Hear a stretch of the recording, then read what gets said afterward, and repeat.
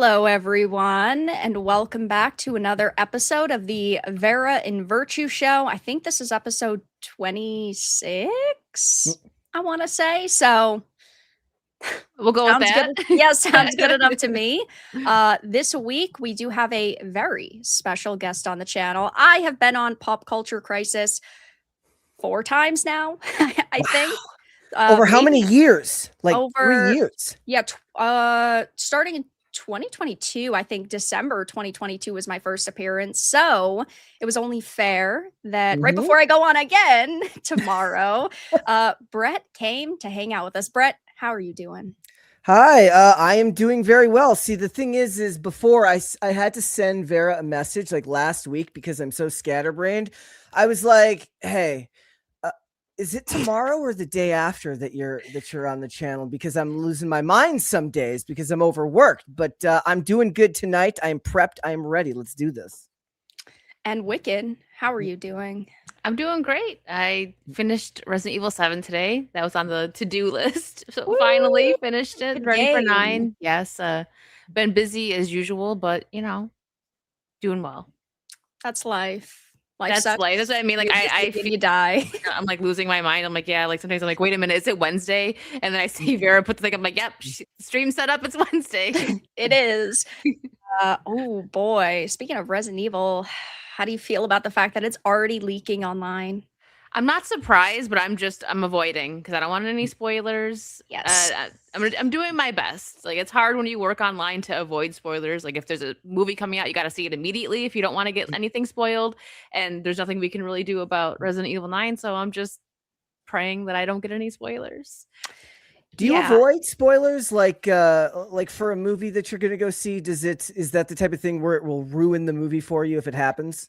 Well, it depends on if I'm watching it just to like review it or something and I'm not super invested, then whatever. But if it's something coming out that I'm really excited for, I'm like, okay, I got to make sure I go see this Friday night and stay off the internet for a few hours because I don't want, if it's like I like thrillers, right? So say it's like a thriller and then you get that whole like special ending ruined and I'm like, great. I don't like that. Yeah, that's generally how I feel. Something like Resident Evil, right? I love Resident Evil. It's one of my favorite video game series. So I don't want it to be spoiled for me, but it also is very hard to avoid the spoilers because I mean, you can't really mute the terms because what happens if like you mute Resident Evil, but Resident Evil gets delayed and you don't hear about it for a whole day, So it's like it's impossible, which does kind of suck. Yeah. But for spoilers, generally it's kind of easy if you just play it immediately or watch it immediately. Like the only reason I don't really avoid spoilers actively, but I will actively avoid, like I used to love watching movie reviews and now I can't do that ever because I don't want somebody else's opinion of a movie coloring whatever my thoughts are going to be on it, which is, that gets really frustrating if you're like, somebody makes like a really good observation and you're like, damn, I don't know if I would have caught that, but I would like to think that I would have. Oh no, I feel that like I don't, if I'm reviewing something, I won't watch any reviews till after. Like say one of the biggest reviewers is probably Jeremy Johns, right? Like if I want to watch his review, I'm like, I gotta review it first because I don't want to like you said, take what he said and wait, I would have thought of that, but maybe I wouldn't have. So and then on the internet's like, that's exactly what Jeremy Johns said. I'm like, no, I didn't watch, so I didn't know. Yeah, no, I definitely agree with that. It's tough because it's like I want to be able to watch other people's like reviews or hear their analysis, but I also agree with Brett where I don't want to say it ruins it completely, but it's like sometimes it really can shift your opinion from like, oh, I thought this was an okay movie to, oh, it's trash or it's terrible. And then it's like you kind of feel like maybe I wouldn't have felt that way before because I didn't. A couple of the so I listen to a lot of like old rewatch podcasts from television shows and movies that I love, and one of the ones that I love the most from Person of Interest is they would do a rating before the review and then a rating after the review after they had talked about it for like an hour and a half, and oftentimes their rating would either go up or go down depending on how the discussion went, which I always thought was really interesting. That is interesting. Yeah. That's a good way to do it. It's different. Yeah. Well, you know what? Movie I will not be ever watching or reviewing again was the last movie I reviewed with Brett, and that was Joker 2. Oh. I guess that was technically better because I was supposed to see Borderlands. Yeah, we didn't end up going to see it. It was worse, but Yep. luckily I don't ever have to watch that again. Man, I didn't watch Joker 2. Apologizing for that forever. I apologize. Well, you also had to see it too, so like I you don't have to apologize. You also had to sit there. You suffered together. Yep. We did, which I mean, sure, I'm a little salty over, but I thought it was gonna be good. I was so excited for that movie. It's still better than the Crow, than the Crow reboot. That's Oh, like as far as I'm gosh. concerned. Did you ever see that Wicked?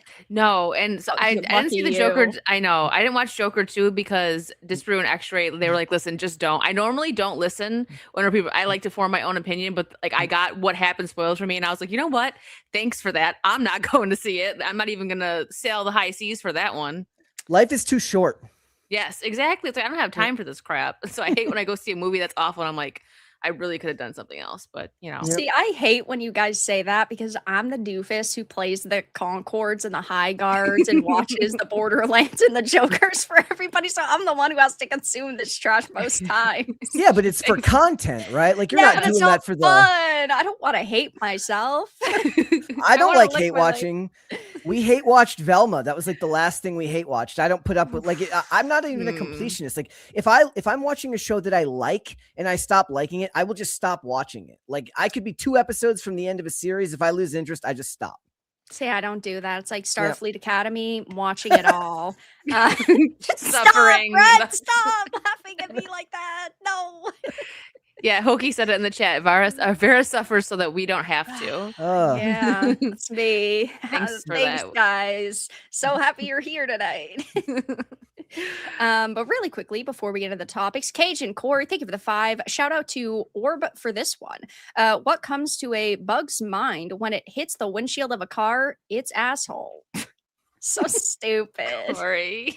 No, Corey, that's not even funny. I just laughed because it had a bad word in it. No. It's the little things that makes her laugh. Thank you for the 5. Hokies, thank you for the 10. People are usually shocked when they find out I'm not a very good electrician. That's also kind of funny. That joke hour. It really is. And I appreciate that. Especially after being reminded of all these terrible movies and shows and games I have to play. Grofty, thank you for the 2. Bread and ladies, hope you're doing good. For some reason, the stream yard is frozen, so I can't show the other 2. So I'm going to wait a few minutes to see if they pop up, and then I'll read the other 2 in a minute. Okay. I love StreamYard. It's absolutely Fantastic. phenomenal. It's just so good. It's been doing that.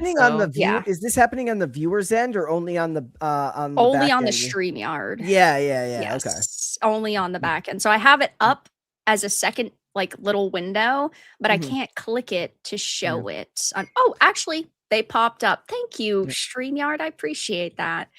Joey Tribbiani, thank you for the 5. I'm a big fan of Brett. Nice to see him here with you lovely ladies. Hey, Vara and Wicked, how you doing? Shout out to all the single ladies out there. Hi, Joey. Hi. Hey, Joey. And thank you. And Saw, thank you for the 6 months. Hi, beautiful Wicked and Vara. Congratulations, Brett, on 1K episodes of PCC. I hit new PR on deadlift today at 385. Whew, that's crazy. Nice. Go. And also, yes, congrats on the 1K. Yeah, congratulations. 1,000 episodes of anything is crazy. I was trying to think about it. Like the crazy thing about it is like if it takes 10,000 hours to master a skill, and we've done 1,000 episodes, and there's 2 hours, we're still like 8,000 hours away from apparently mastering this. That's kind of wild, actually, to think of it in that way or like that perspective. Well, I'd hope to think that it matters that like it, because it's not just like you hit record and go. You also have to do you also have prep and setup, so that does count too. So I'd maybe double it, but even then, if you double it, it's still not even halfway. I know it's gonna take a long time. That's wild, in my opinion. But it is very cool. You guys have gotten to 1K. That's sick. Thank you. So, guys, let's start off with this really quickly, as I know Wicked and I have been talking a lot about Resident Evil and what's happening with the franchise. So I liked Weapons, Wicked Like Weapons. Mhm. What did you think about the movie, Brett? If you saw, I think you saw Didn't it, see right? it. Oh, Didn't I see it. thought you Nope. did. Nope. Oh. Nope. Well, we now know that Zach Kreger apparently was basically given the reins to reinvent Resident Evil for the big screen, which I think is so worrying because obviously I always think that directors and even writers should be given a little bit of wiggle room when you're going from something like a video game or a book to a live action adaptation. There's going to be things that are not a complete one to one, and I understand that. But when we basically hear that, oh, they're going all out and he could do whatever, that is a red flag. Yeah. See, the thing is, when you're reinventing or changing something, if it adds to the story, like if you stick to the main story and are true to the characters, but you maybe add a little bit of something to it, like that doesn't ruin the story and just maybe furthers it, like some as like some side character who people enjoyed in like the game or something, and just give them a little bit more backstory, and it's cool and it makes a story like just better. I'm okay with stuff like that. But if you completely change someone's backstory or, add people in that just don't make sense, like what they did with Silent Hill. We're not gonna talk about that. I know you're gonna My heart crash out again. No, I can't. Not for so another hour. it worries me. I do like Zach Kreger. When he first was announced to do this, I'm like, okay, Weapons was great, Barbarian was great, but that I can only watch that once. It was still Yeah. good, but I can't watch Barbarian more than once. But him having, the being the director, I was excited. But now that I don't know what like route he's gonna take, like, can we just get a true Resident Evil movie, like true to the characters, everyone that we love, Jill, Leon, all of them? Like, can't we just have that? What is the reason, do you think? Because there have been a lot of Resident Evil movies over the years, obviously, with of varying degrees of kind of slop, I think, for what most people would think of them as they've kind of evolved. But like, what do you think it is about the franchise that they find so averse to to adapting, so like to not be so linear? Probably Because the whole usually when it comes to these types of franchises, if it's not artistic vanity from somebody like this, where they're just like, I know better, I'm gonna make whatever I want, then they have to have some type of structure to the story that they feel doesn't translate from video game to movie adaptation. Yeah, I think for me, what most of the Resident and I like a lot of the Resident Evil movies, even if they're just sort of like mindless action, but that's my problem is that the Resident Evil games have so much depth and there's so much lore to them. And obviously, when you're adapting something into a 2-hour format, you're going to miss some of that. But I feel like a lot of the complexity is just dumbed down so that a lot of normie audiences can kind of understand it. Oh, there's a virus, it creates these creatures, and you have these action heroes who are just sort of spraying and praying. They're blasting all the enemies down, and that's sort of where it ends. Yes, some of them do touch a little bit on Umbrella and what is happening with this organization, but a lot of them and like the character backstories and all that depth, I think is sort of left out. And Would I it also benefit from think being a TV show? Would it like similar to The Last of Us? Would it benefit? I mean, I don't know if it's benefited think from so. that, especially. But the point is, like, would it have benefited from having more to work with, more time? Yeah, I was just gonna say that, like that teaser that they gave us, the one that we watched, was it last week or the week before, where they Yeah. did a live action teaser. Even people in the chat were like, it was what, less than 2 minutes. People were like, I'm invested in these characters. And if they did, they could do a Resident Evil show where if they don't want to stick to the main characters, but just like the main formula, where it kind of shows different people going through like what happened once the virus hit in the city. Yes. Like they could do that if like Last of Us was crap, but like it actually looked good. Like, the way they recorded everything and filmed, like, the cinematography was nice. So if they did something like that, I think that it would be a benefit, especially if they wanted to dive into the characters. But I think again with this, because it's like, oh, it's zombies, so we can just kind of do whatever we want with this. And they just kind of run with that zombie and horror. I also think that is another problem is it's American zombies. Most of these are just like Western adaptations of Resident Evil, and they're not true to Japan, and they sort of missed the mark with Japan in a way where Capcom and a lot of the creators of Resident Evil are very gifted Japanese talent. So I think that if maybe you brought some of those video game writers and creators into the fold, it could help a lot. Yeah, I agree. Yeah. Does it have kind of like, does it have a lot to live up, not even live up to, does it have a lot to crawl back from, considering all of the Resident Evil movies? I mean, would you consider the ones that have been made over the years almost like they're not direct to video, but they feel that way because they've made so many of them now that people don't have the same desire to watch the franchise that they did back when the first one came out? Yeah, I would agree with that. Yeah. Like when you put that many out, because that was Mila Jovovich. Yeah, so she did all of those, and from what I remember, she worked on those with her husband. So that was like a weird passion project with like her and her family. So now it's in the hands of somebody else, and they kind of have to work themselves back from those films if they want to turn it into something that could be considered premier entertainment again. Yeah, and even looking at the more recent sort of adaptations, look at how bad the Netflix Resident Evil adaptation was. I like Lance Reddick. I think that he did good as the character he played, but of course it was a race swap version of Wesker, so he didn't quite fit into it, and it added a different level to it. Of course, Netflix is going to Netflix, but it was just pretty bad. But I mean, with the Mila ones, I do think that those are pretty I think they're pretty fun. I wouldn't quite say they're fully accurate to Resident Evil, but I would say that those were much better than their more recent video game outing, which was the Monster Hunter movie that came out, I think, like 2 years ago, which was not good either. I'm not gonna lie, like there are times where, like, if depending on if like I'm half asleep, if you said like Resident Evil movies and the Underworld movies, that's like the same thing to me. Yeah, because they were out at the same time. They aren't even the same aesthetic, but they kind of inhabited the same space because they were both vehicles for I don't like top tier actresses in their own franchises at the time, because the other one was Kate Beckinsale, right. And both of those franchises could benefit greatly from finding a new lead that they could drop into that and perhaps start a new franchise. Yeah. I would agree with that. Also, really quickly, hi, Drug 3PO. He says, yo, Brett, big fan. Hello. What's going on, dude? Good to see you in here, Jay. Hope your night is going good.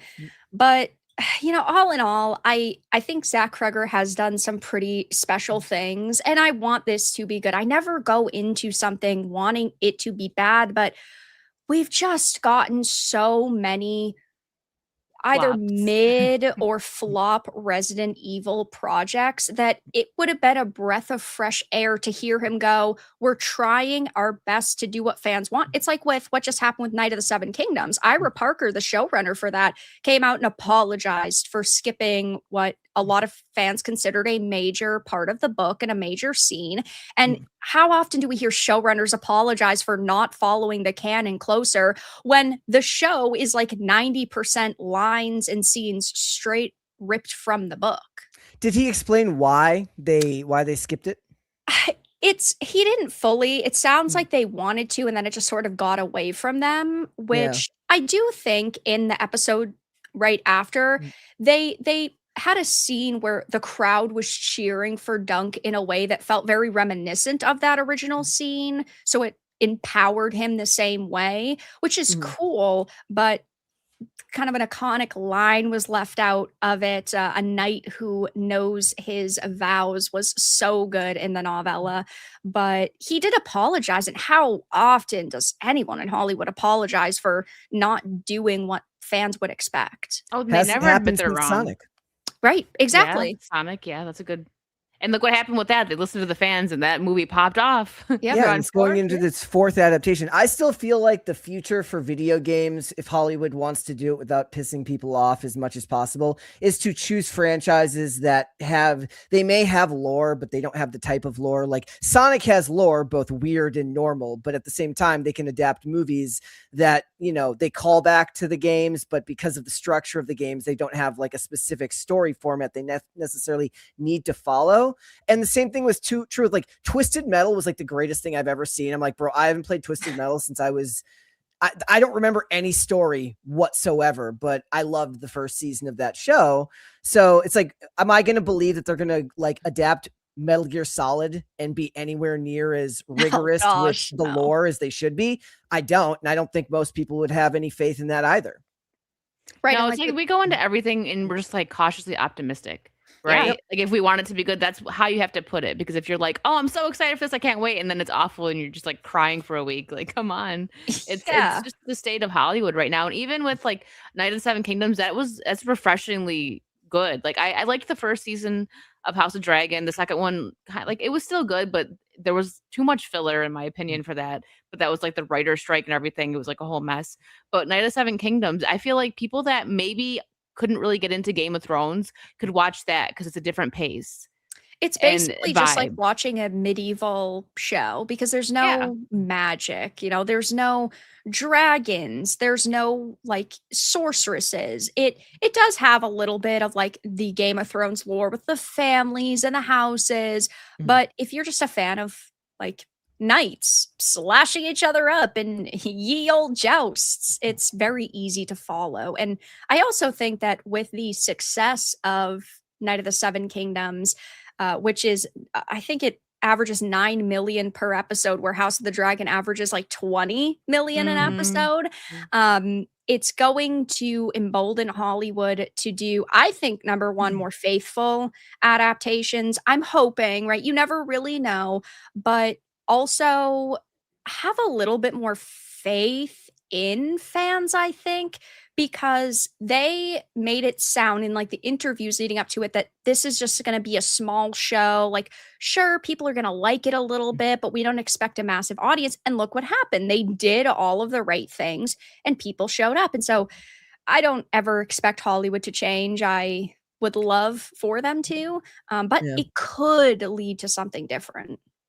All the movies that I've liked in the last year, it's almost exclusively what Virtue said, which is like, if I go into it cautiously optimistic or even like with no expectations whatsoever, I tend to be, and we joke about it on our channel, I'm like the easiest person in the world to please most of the time. There's a couple of outliers of movies that I've really, really disliked, but that's not very common. For the most part, I have a good time at the movies, but the ones that I've been the most happy with were the ones that I had no expectations for, like F1 last year. Or Right. even, That was and then the ones, or even Terminalist Dark Wolf, the show, which I liked the original Terminalist, but I didn't really think much about the sequel series because it'd been so long.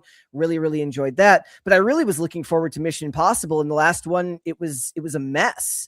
So most of the time, if you go in there and you don't get beaten down by all the bad stuff and refuse to let it make you really, really,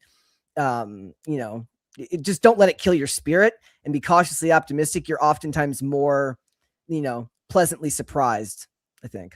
Yeah. Yeah. Yeah, you can't go in with Definitely. high hopes, and it kind of sucks that it's like that now because, like, back to Night of Seven Kingdoms, the like fact that they're listening to fans is amazing because that's how it used to be back, like when we were kids and everything. Like you would hear, like they would do stuff like a silly example is Boy Meets World, where they ask the audience if they want Corey and Topanga to get married, and they listen to the audience, things like that. That's silly, but it's like fans love stuff like that. They don't do that anymore. Now, if we criticize them, it's our fault. Like if they don't stick to the lore, or they just attack us. It's like, okay, sorry that we want a faithful adaptation. Hollywood's crazy like that. So yeah, the fact that it's some people, like if you didn't read the books, you'll think that's small, right? Like, oh, I don't. You showed me the picture. She sent me a picture of the thing. She's like, this is what was missing. So I know now, and yes, that seems like a very meaningful scene. But the fact that they apologize is big. It shows that their heart is actually in this. And we need more of that. People that are taking on projects because they love the project, not because they just want to, I don't know, get it and change it and use the IP to get the fans in and then get mad when the fans don't like what they're doing. I just don't understand it.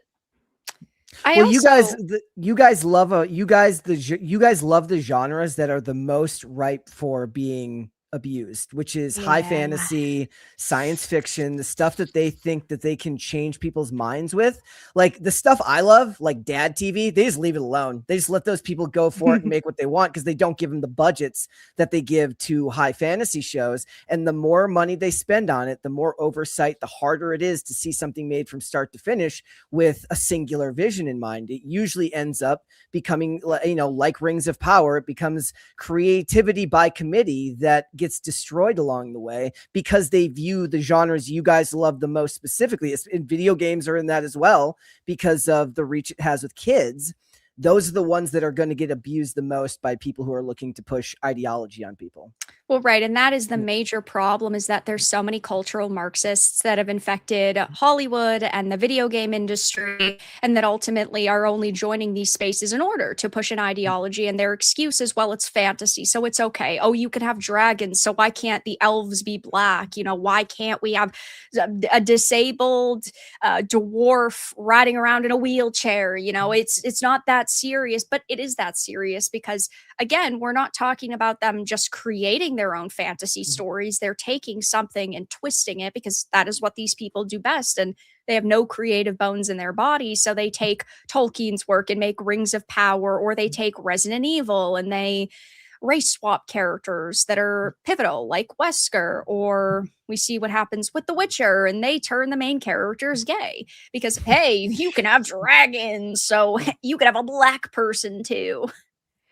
And the thing is, they, with like the race swapping and stuff, they try to like flip it. Like when we call them out on it, it's like, no, because if you actually cared about diversity, you would take an example of something like that's a black history, something that a black person wrote that is all like black people, and you take that and you make a movie of that if you actually cared. But no, instead you're like, you know what, let's just race swap. It's so lazy. Yeah, definitely. But I mean, unfortunately, it's like this is, like Brett said, the norm for our favorite pieces of content, which is so really sad. think of that. I hate that. You know what, Brett? You just hurt my feelings. No, I say it all the time whenever these stories come up. I'm like, I feel bad for you guys. I feel bad for you guys that it's always the stuff that you guys love. Because, like, look, Game of Thrones, fine, watched it when it came out, but high fantasy isn't necessarily something I go and seek out. But you know, whenever these things come up, that this is the stuff that's going to get changed because they know that there's a large group of people that will tune in, and if they can change the minds of even one person, they're also taking advantage of the fact that a lot of it, because you guys do basically the legwork of hyping it up to people because you love the original franchise, they can change what they want, and the people that are just tuning in out of curiosity won't know the difference. Yeah, that's true. Or they take something that is dead and just like resurrect it. They never let anything die. Like shows, like look at Supernatural. That ended like it hasn't even been 5 years, has it? And they want to bring it back already. It's like there was 15 seasons. Like there was like 2 generations. We need 17. I think there was 20 seasons. Was there 20? I think there was more than 15. Seasons. Yeah. Right, 2 generations basically. People. How many seasons? Well, no, there was 15 seasons. That's the main show though. But with the spin-offs, I bet that it's probably 20. Yep. And the they creator, did the Winchesters. Yeah. Oh yeah, and the creator left after season 5, which if you watch that show, season 5 is like, it's great. Like that's when it ends, and then it just becomes. I watched all of it. It just becomes kind of nonsense, but there's still good episodes in there. But when you read that the actual creator left and CW tried giving him more money, and he was just like, no, this was, I'm done here. This is when I finished. And they're like, okay, fine, we're just going to continue without you. You can totally see the writing shift. Yeah, definitely. But it's sad.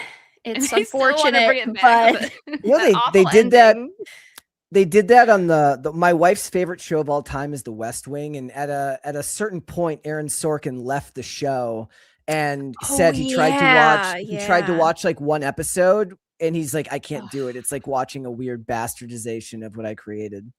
That's unfortunate, but yeah, I mean, it happens to everything, but there are definitely genres where it happens more. Luckily, there are a lot of gamers, right? Half the world's population plays video games in some capacity. So you'd think that Hollywood would actually want to listen so that they don't get bullied like what happened with Sonic. But, you know, there are a lot of people in Hollywood that just feel like we can do whatever we want because we got the rights to do this and you didn't. So it's very elitism mindsets that happen. And, you know, people don't want to listen to anybody but themselves, which is depressing. They don't want to make more money either, which is the most like baffling thing to me.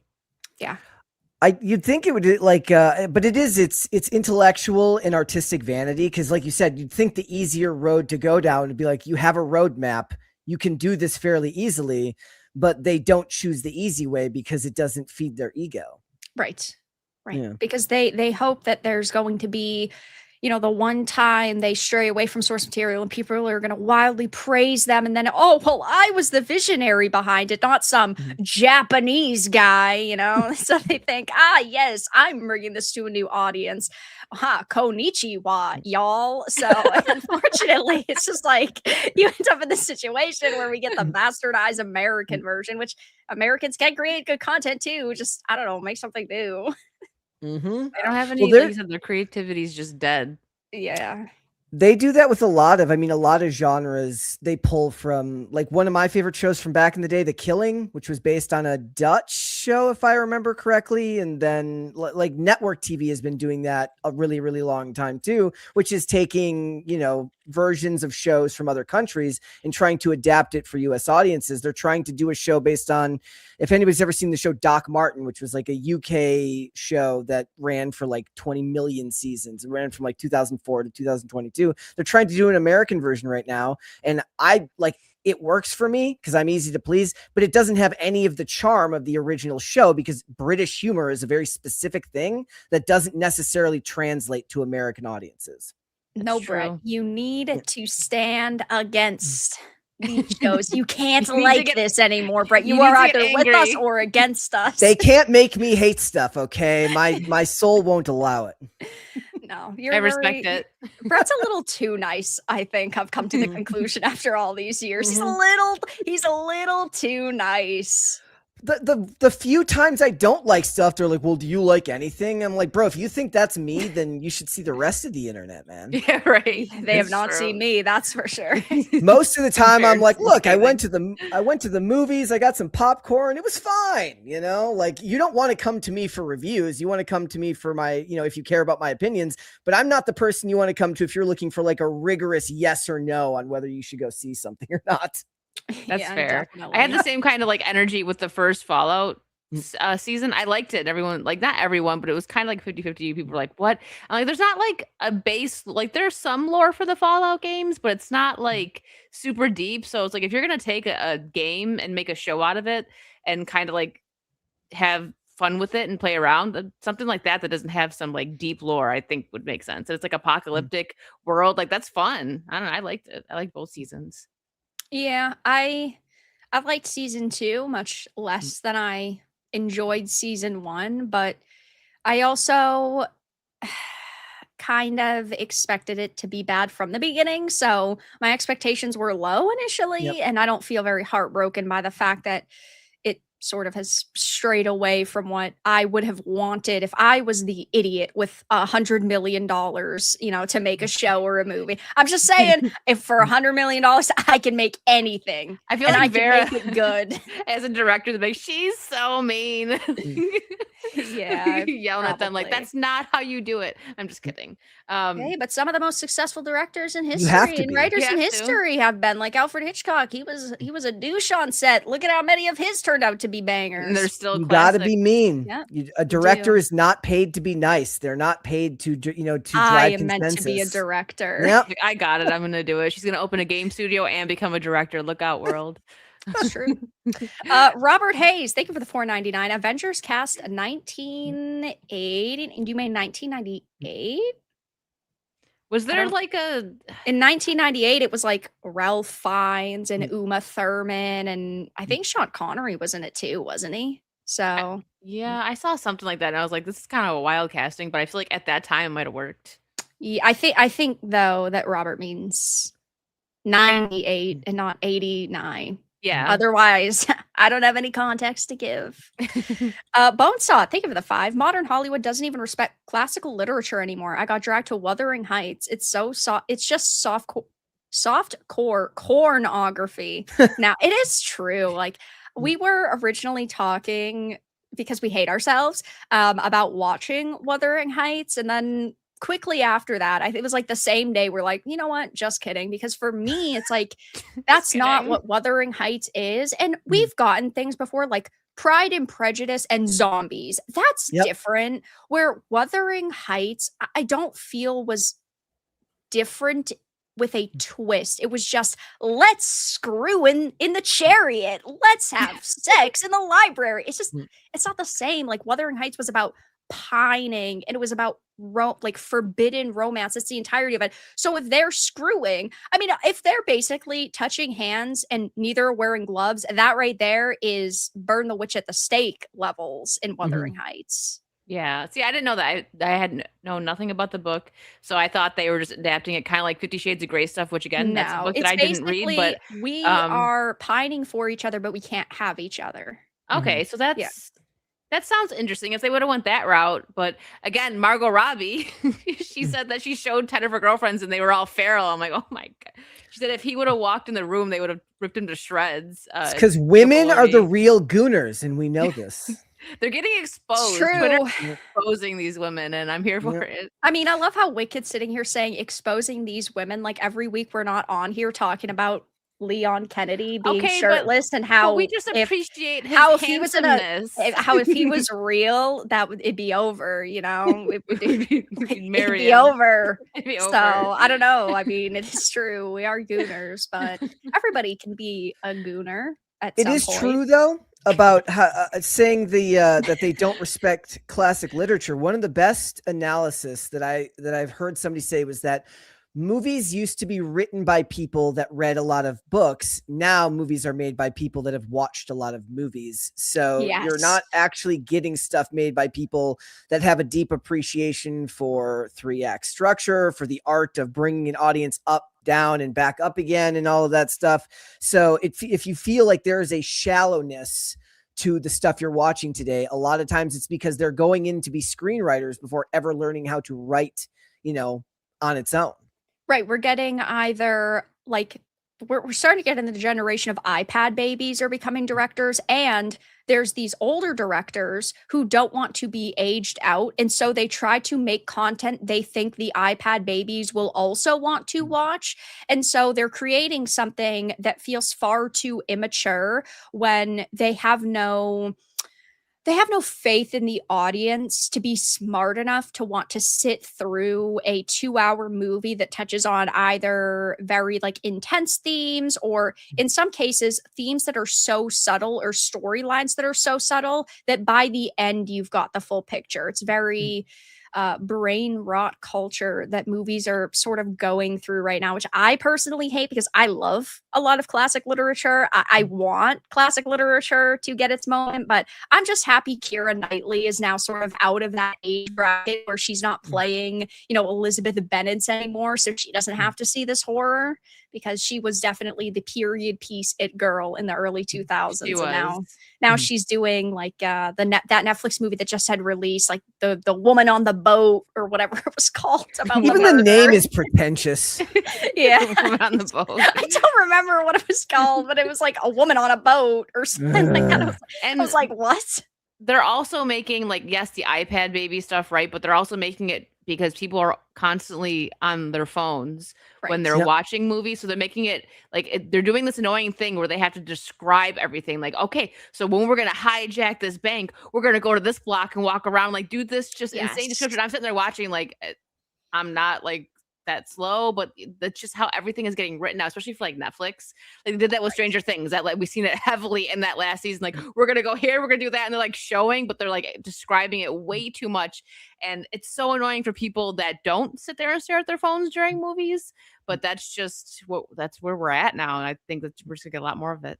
Also, it was called The Woman in Cabin 10, so I was pretty close. You were close, yeah.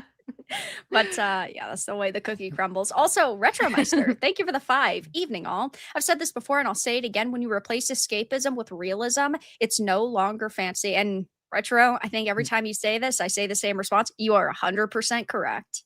It is sad that now we deal with the argument that everything needs to be realistic when it doesn't. Like with high fantasy, for example, it's perfectly fine to not have every type of person represented. Just like in even, sitcoms, not every single person needs to be represented. It's okay for these things to sometimes just be a little bit unrealistic.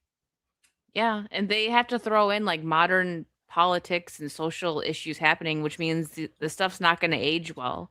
Like in 10 years, stuff that has come out that just, I'm trying to think of an example. It'll probably come to me at some point, but just when you're pushing all this stuff, and you're not letting people just escape. That's what movies used to be, escapism. Like, I'm sure if it's like a certain period piece or something, they're gonna throw in social and political stuff that was happening at that time. But now they're just doing it like where, oh, here's an example. The Falcon show, the Winter Soldier Falcon show. Oh, Like, yeah. if superheroes were real and Falcon was walking down the street, the police are gonna know who that is. They're not gonna be like, oh no, it's a black man, arrest him. Right. That scene like ruined the entire show for me. I was like, this is so stupid. Did they need to insert this? It's so stupid, and unfortunately, this happens so often now, and I agree. I mean, clearly, like, when a character's face is plastered all over billboards and he's talked about all the time, clearly these characters are going to know who these other characters are, and, you know, what especially with fantasy, it's just like they think it's so easy to change things, which again, I get they just view it as, well, it's fake, so haha, dragons and black people can exist in the same story. But you know, it doesn't mean that it is good writing just because you represent every single type of person within a story. It's okay to represent people, but you don't have to force the representation in That's there all the time.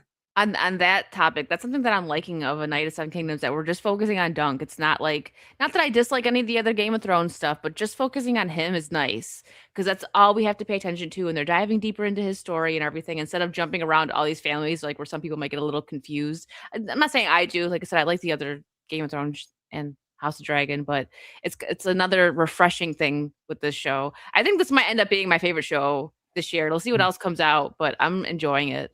I'm very excited for it too. Are you guys going to watch Narnia when it comes out? I don't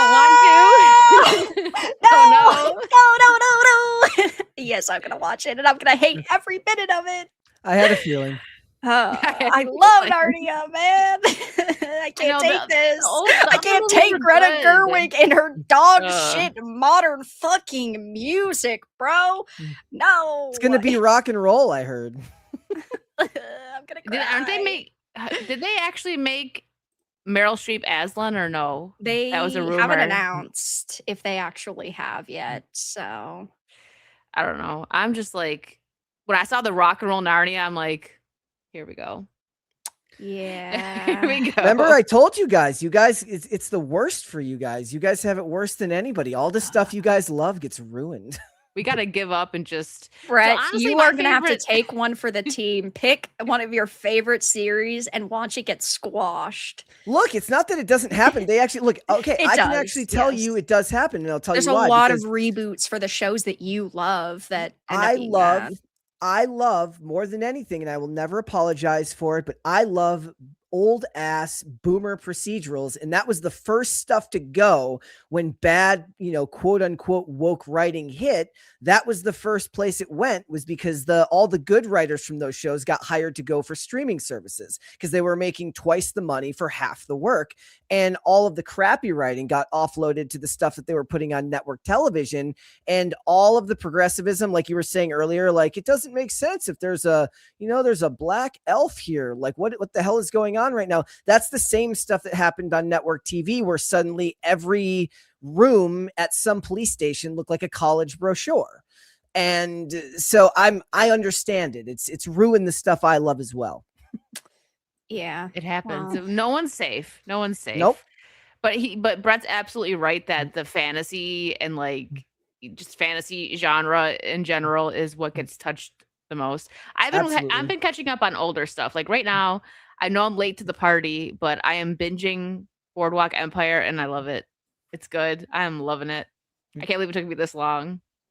What is the show? And we bring it up like every couple of weeks that is typically seen as a dude show.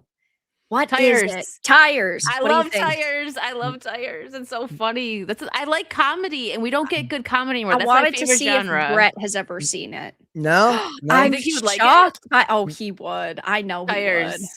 Yes. Tires? Shane Gillis. Okay. If you like Shane Gillis. Okay. Yes. I mean, I don't watch. I actually did a video on this recently. Like, comedy isn't necessarily like I like dramedy, like stuff that tinges comedy and drama. Psych does that and leans on the comedy side of things, but I tend to be the person who watches more drama rather than comedy. But I'm looking at it right now. It's it's Netflix.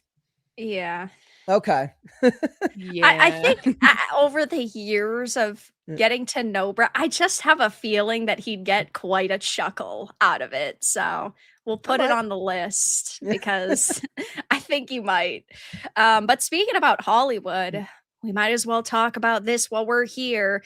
Over the past couple of weeks, we've been hearing a little bit more and more about elites in Hollywood that claim that they're done with politics. New York Post had posted this last week. More Hollywood stars are choosing silence over political commentary in this heated climate. And even Ethan Hawke had just spoken out about politics, saying the last place you probably want to look is a bunch of jet lagged drunk artists. But my problem is that these people are paid to lie.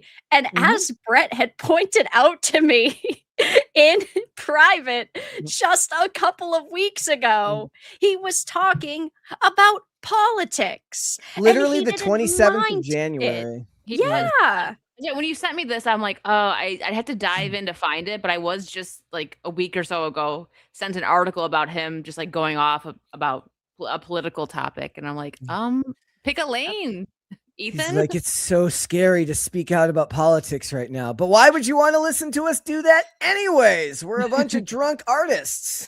Right. It's okay, Ethan. I don't listen to celebrities. Don't worry about it. I got a question for you guys then. So does it bother you, like when you're watching a movie or a television show, do you sit there and think that's the guy who said this thing?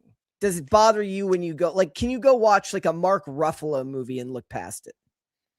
I think it's tough because it depends on what the context of the movie is. So if it is a movie that clearly has a political undertone or a movie that is supposed to represent the state of the real world or be some big commentary, then yes, I do think of it. But I also think of like Mark Hamill being the Joker. Mark Hamill is one of my favorite Jokers ever, and I think that he does a phenomenal job. He did a great job in the animated. He did a great job in the Arkhamverse, and I'm able to look past what Mark Hamill said, but I also know that he's in plenty of stuff that does touch on politics. Yeah, I'm like, for actors, even if they're like big, like just jerk offs, I can separate the art from the artist. It depends though. If they do something like, kill someone or something unforgivable, Well, then I think that, yeah, I'd be thinking about Jesus Christ, this dude shot this other dude. It's like Rust. Oh shit, is this when Alec Baldwin fucking shot this shit? See, the thing is, I can watch Alec Baldwin. I can watch 30 Rock, and I don't. Well, he did I don't that on think about accident, right? Like I can do like I mean, like if you actually like if they're in jail now or something because they did something horrendous, like to There women was or a something, like you were watching extreme. that show, Yeah. and like the things that some of those actors did, yeah. There was a that dude. 70s show was one of my favorite shows. So that one's a tough one for me. I wouldn't say I won't watch it, but it's been a bit since I've done a rewatch. But I'm not saying I wouldn't. There was a dude who was on The Shield who did end up going to jail for murdering his wife. And he wasn't a main character. I mean, he was an ensemble cast. It wasn't Michael Chiklis, but he's an actor who's like in jail right now for killing his wife. And it's like, well, like, am I supposed to turn the show off? Because this guy's not the main character. Like, literally, I don't know what you want me to do.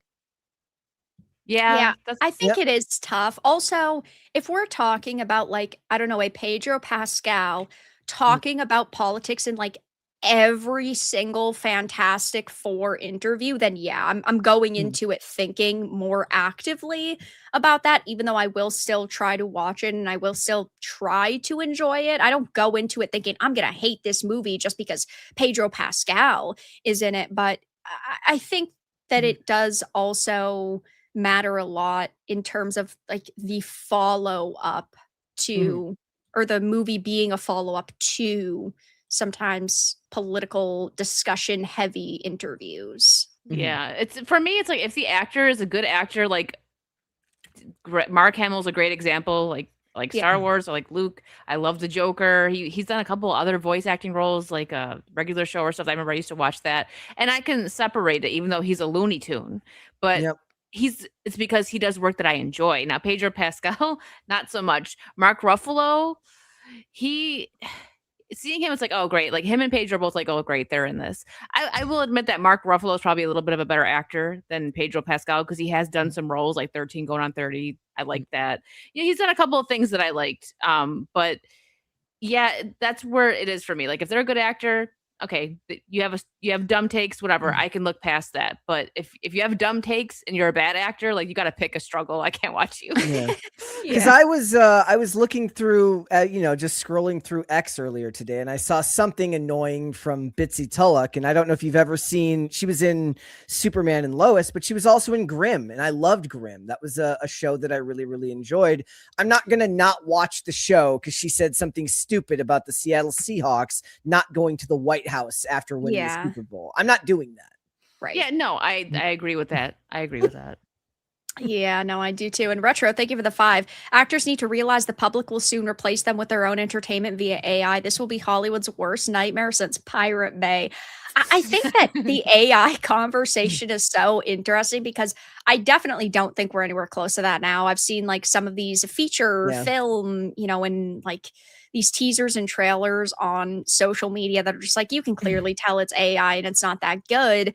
But if this pace keeps up in 5 years, yeah, I do think that actors are definitely going to need to sort of do better. And maybe part of them coming out and now like almost testing the waters as to not giving political commentary could be them sort of thinking long term because they know that they can't keep their jobs if nobody likes them.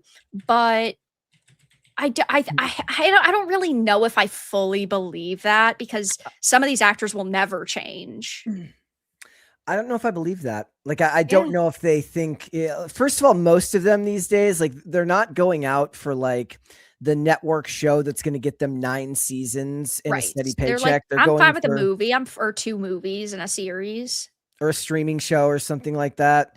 It's just, I don't know if it's going to change. Also, I don't know who these people are. Like, I know the AI discussion is about replacing actors.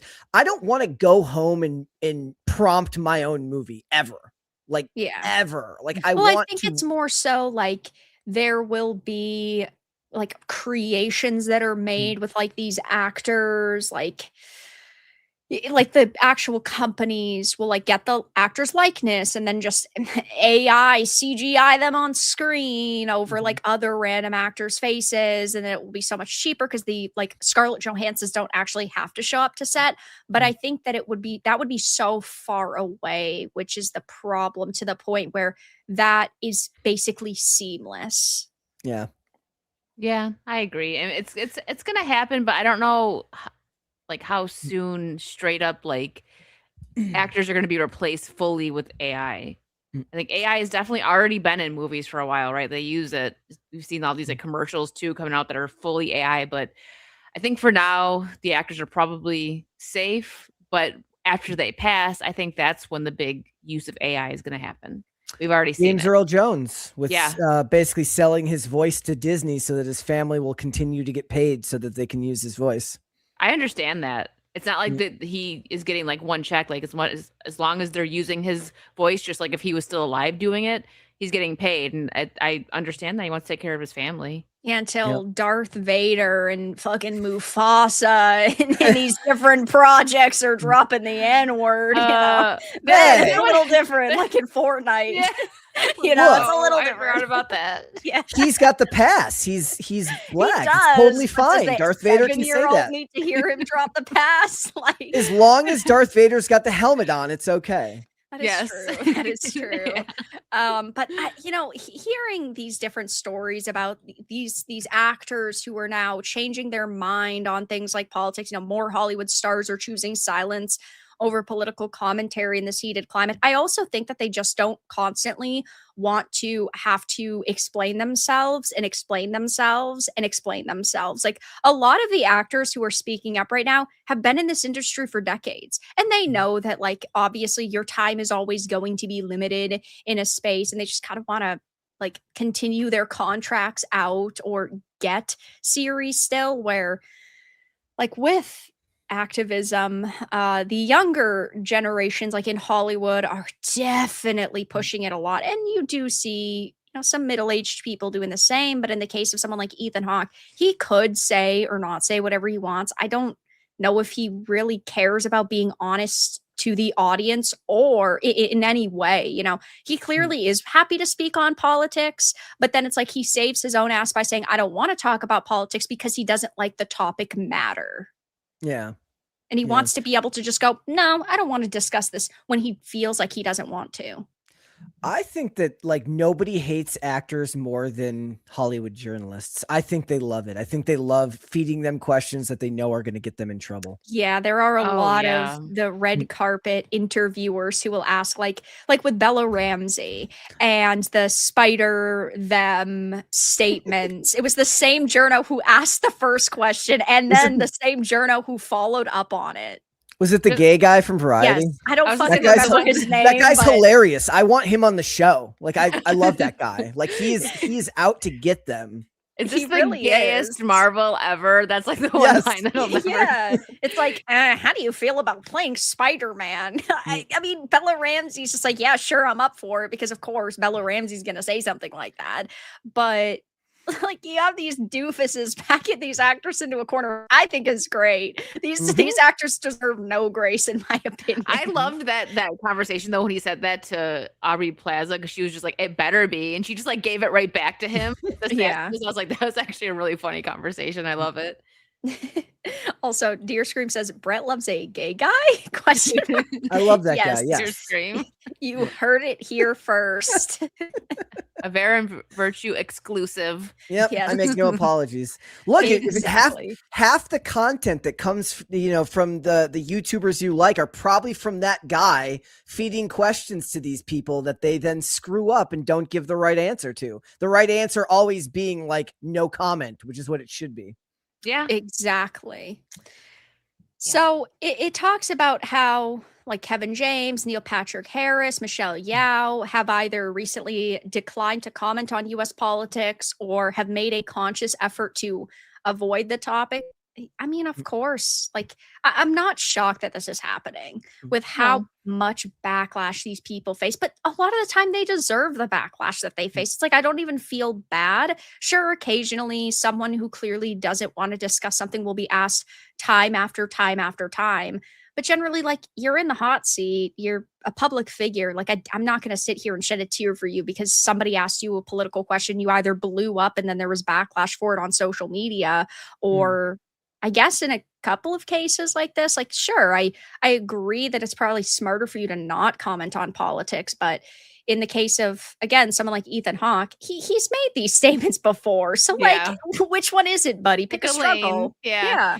Or like you got the Rachel Zeglers who you don't even have to ask her a question. She will just give you her opinion. Oof. Yeah, that's true.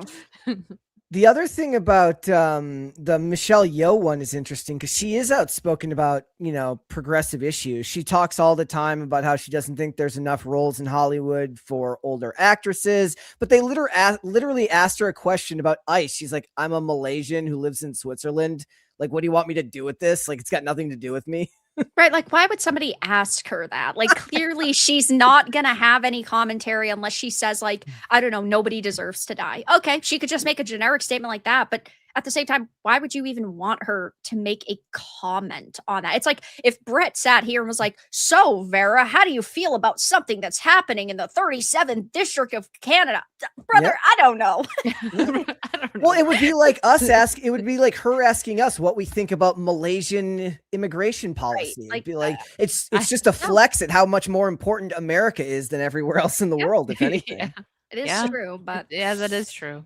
I wonder if any of these actors will change their mind again in 2 weeks. I don't think Kevin James will. He has been pretty consistently silent. He hasn't, ever gone back and forth. But someone like Ethan Hawke, Yep. It's another day that ends with a Y. Who knows what he'll say? And he's a good actor. He really is. I love a lot of his work, but I think I can't sometimes rem- actors should stay actors. They should. I miss the times when they were just like quiet. Nowadays, if an actor is quiet about like where they stand, you kind of just think they probably lean more conservative because the other ones are very loud because they're a bigger, the mob mentality, right? Right. But I like it better when they're quiet. Most of my favorite actors are probably like raging leftists, though. Like, I mean, I love Johnny Depp. He probably wouldn't like me personally, but you know what? He's done a lot of work that I love, and I can separate it. He has some bad takes, but he's got some fantastic movies, so I still love him. Yeah, exactly. And I don't Well, think it's we need like, to agree with actors constantly either to like their work. I saw somebody in the chat mention Denzel Washington earlier. That is my favorite actor of all time. And he tends to be the gold standard with those things because he told Michael B. Jordan not that long ago, he said, look, don't post a whole lot about your private life because if you want people to come and pay money to see you on Saturday at the theaters, why would they do that if they can get you for free on social media Monday through Friday? It doesn't make any sense. So, that's the good gold advice. standard. But he's also older and part of an older generation in Hollywood where there was a firewall between him and the public via publicist or agent, people that kept them separate from the public. But that's not the reality of the world that somebody like a Michael B. Jordan lives in anymore. Dakota Fanning, I never remember what it is. One of the Fannings, Dakota or Elle Fanning, at one point. Fanning is constantly in the news. Yes.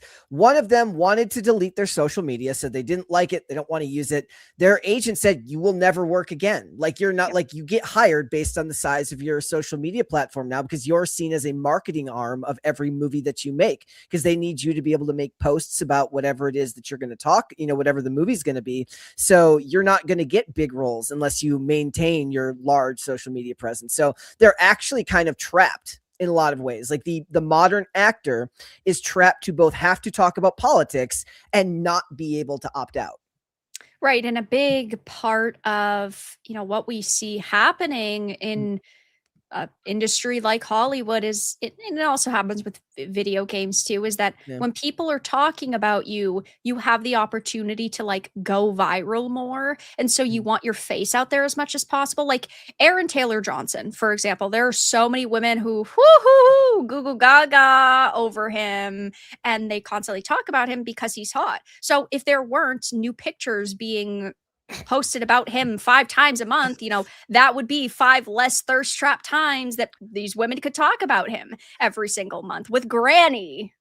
We were just talking about him today because he is like Jonathan Majors. He is one of the worst perpetrators of the smoldering face that he makes every time he looks at the camera. He's doing the Zoolander every time they take a picture of him. Yep.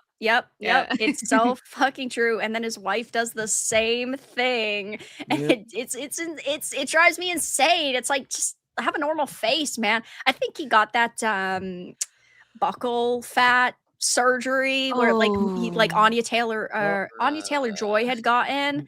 I think that's why he kind of looks like a fish now. Why do they do that? Like, don't they know that the fat in your face makes you look younger? What's up? What's going? Hollywood is just, I don't know what they're doing.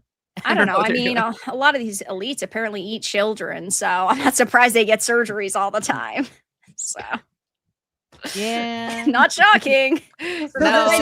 So in video games, you guys said like it's the same thing, right? Most of the time, these whether it's the voice actors or the devs, they're also saying a bunch of stuff that turns people off of the public. It's all these industries.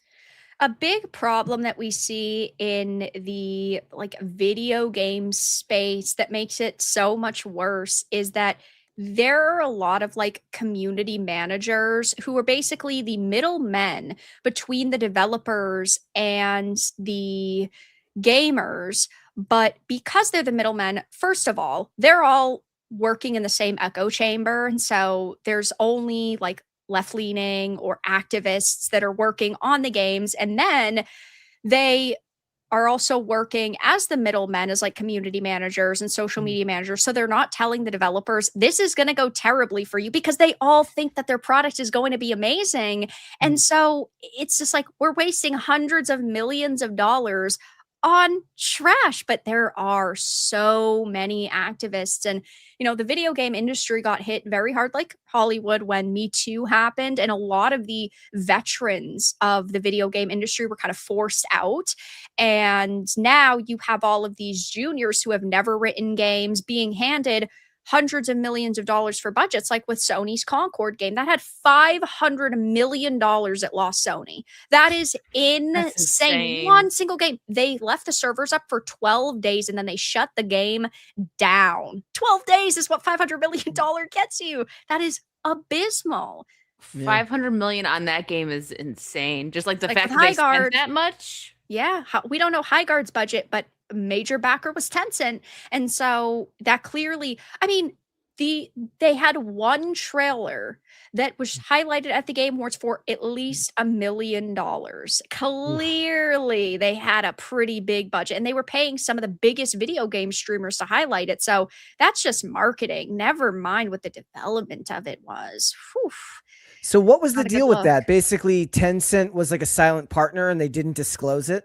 Yeah, so Tencent does invest a lot in video game companies. They invest a little bit in a lot of companies to get around regulators. And with Highguard, the developers weeks ago went into an interview and said that they were fully independent and that, yes, it was fully funded as well, but they didn't disclose who the backers were or who the investors were.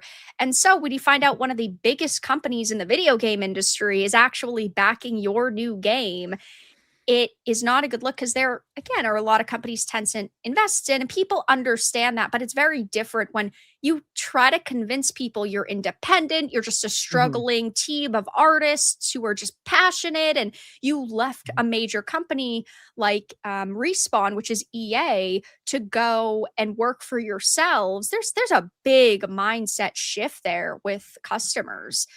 But we found out that Tencent was a secret investor, which is just the icing on the cake, in my opinion. Well, that's crazy because you're selling people on the idea of everybody coming together to support something, right? It's not even about the game quality at that point. It's about building a community around getting something made. And if you're not disclosing that, that's unbelievably like callous to do to the audience, bordering on fraud.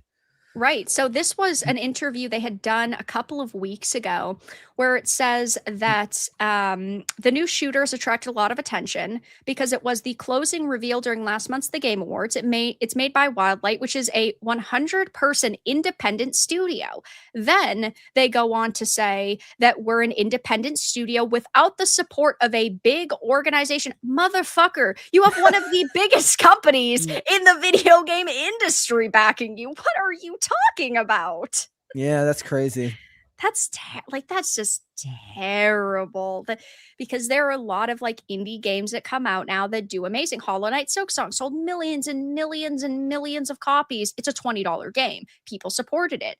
Sandfall Interactive made Expedition 33, which swept the Game Awards in 2025, did amazing, has the most video game wins at all of the different award shows ever. And that is a game that has sold now millions of copies, but it was made by ex-industry developers. It was a team of like 30 developers, 30 to 50 like core developers who left companies like Ubisoft to just go and do their own thing because they said we were going to get funding at a major studio. And then they did amazing. So when we hear independent now, it's like we really need to show up to support these people because they're really trying something different. And it's like, people like Wildlight, them doing this just makes it so hard to want to trust people who claim to be independent now. Yeah. Yeah, that's there. Let's check, guys. It's Wow. From 97K to 1.1K Wow. in 23 days. Whew. It would have been like if Markiplier announced, like you found out later that somebody paid Markiplier to make his movie instead of making it himself. Right. Oh, that would be scandalous. Like if gave him Sony money. paid him. Yeah. It'd be the same freaking thing. But I mean, I don't think because Highguard is so bad, I don't think that a lot of people genuinely are surprised or shocked. And I think anybody with half a brain knew that they were getting a lot of money because they paid $1 million for a 2-minute trailer at the Game Awards, but it just makes them look so much worse. And like their website has been down for 2 days now. You guys are claiming, oh, our game isn't dead. We have so much to do. So your website's been down now? Okay, that's not sus. suspicious at all, guys. Yeah. Oh yeah, they're getting it working soon, surely.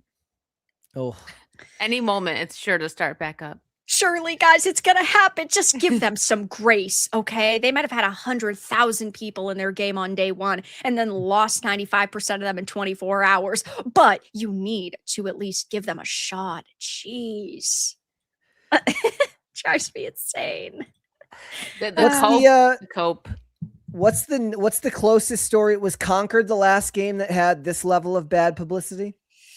I mean, there's a lot of games that have a lot of bad publicity, but I think for a game that had so much coverage, had so many opportunities, and had so much money put towards it, yes, Concord would be the major kind of contender for the last one. There have obviously been like smaller games that have like a lot of social media interaction and like journalism attention, but yeah, Concord was one of the biggest failures ever in the history of the gaming industry. At this point, if the numbers are to be believed, it is the largest failure in the gaming industry. 500. That's absolutely insane. $500 million drop in the bucket, and of course, Sony makes tens of billions of dollars a year off of video games, but it's a lot. That is a lot. Do you think anyone that has physical copies of Concord that in like 10 years is going to be like me? You have one, it's going to be worth a lot of money? The day literally they announced that they were shutting down the servers, I called Best Buy and they're like, well, we're not technically supposed to sell it since it's recalled, but we'll sell you one if you come within the next hour. I'm there. I got my that's amazing. Hey, if anybody wants to like buy one people for that a massive amount of money, let me know. It's like the people that sold the iPhones with Flappy Bird on it after they pulled it off the App Store. Yeah, like hundreds of, or not hundreds, but like tens of Thousands of dollars. Yeah. Yeah, that's wild. You know who's feeling worse than the people that bought iPhones with Flappy Bird? The NFT bros. Yeah. It's much worse for them. Anybody who's like listened to Logan Paul for financial advice. Brain dead. Don't do that. Ronnie, much appreciated. And Mongoose, thank you for the gifted membership. Much appreciated. Poncho, thank you for the 2. Best grift duo, Varadark and Wicked Virtue Signaling. Thanks, Poncho. That is us. And Retro, thank you for the dono. Highguard was a Ponzi scheme on gamers. It really felt like it. Like with everything that's happened, it's wild how every single day there's another element to the story that keeps coming out and makes them look worse when you didn't think that it could look any worse compared to like the day before. Yeah. I mean, that's how it feels like with most of Hollywood accounting. It all feels like they move it from one column to the next, and it all feels like one big Ponzi scheme with the way they move money around so that they can screw actors out of getting their fair share because they can find a million ways to creatively say that they lost money on a movie. Right. It's the way the cookie crumbles. Speaking of investments, a lot of people are investing in AI, and I think that this sounds insane, but Meta has patented AI that can run a dead person's account, continuing to post and chat on their behalf. It can message and video call by replicating a user's online behavior using their past data. This is some Black Mirror stuff. Okay. Yeah. Like, it really is. No, that's so creepy. I would not, like, if one of my loved ones passed, no, I'm not trying to get a video call from AI pretending to be them. That is just, to me, hello, that's son. dark. How are you doing today? Yeah. I cannot wait for you to update my Farmville account. Please make sure to send me a bale of hay. Like, Oh my Jesus gosh, Christ. yeah. The worst, the worst part about it would be is if like you don't realize that somebody has died and then it's still posting under them. That would be the scary part. That sounds horrific. Yeah. Also, I know that a lot of people do like chat bots now, and they'll have like these full on like schizo level conversations with AI. Imagine how much worse it will get if like your favorite actor has passed away and you message their like official account or their fan account or something, and this dead actor's bot is chatting with you. It's going to make the delusions go off the charts. Well, Oh yeah, yeah. it would be like Robert Duvall coming back and saying Right. like, I need you to send me $600 so that I I can am make not a a sequel to Nigerian prince, but Yes. please send me the 600. It sounds so like disgusting that this is where their mind is going. Like, who would ever ask for something like this? That's my question. All you are doing is and of course it's a patent, right? So maybe they'll never actually use this. But generally, when companies patent things, it's because they have plans for it. It's like what Sony has recently done with all of the PlayStation patents. There's censoring in real time, so it will censor swears, nudity, and violence in real time if you have the setting on, or their bad actor patent where if you break their rules so many times, the AI can lock your account out of doing things like playing multiplayer games if it thinks Ooh. you're being too toxic. I mean, I do think that this will happen. I think that what it is we're in a form of mission creep right now, which is essentially that it seems weird to us. Like if you're my age, I'm going to be 40 this year. Like it's going to be weird to us because I'm older, right? But as the next generation grows up increasingly behind avatars and spend less and less time in the real world, and they start identifying with, something they see on a screen more than a regular person, this will just become less and less weird as the generations come on, and they're just planning, decades ahead for when this technology eventually ends up making sense. It just wouldn't be for any of our generations. It would be for probably not even our kids' generation. It would be for the next generation after that.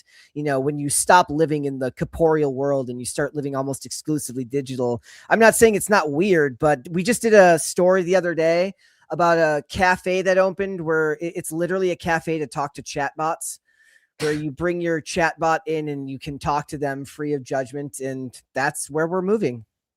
I think though that they've definitely conditioned us very quickly, because look at like Snapchat filters to the full on Facetune that happens now, and Photoshop editing too.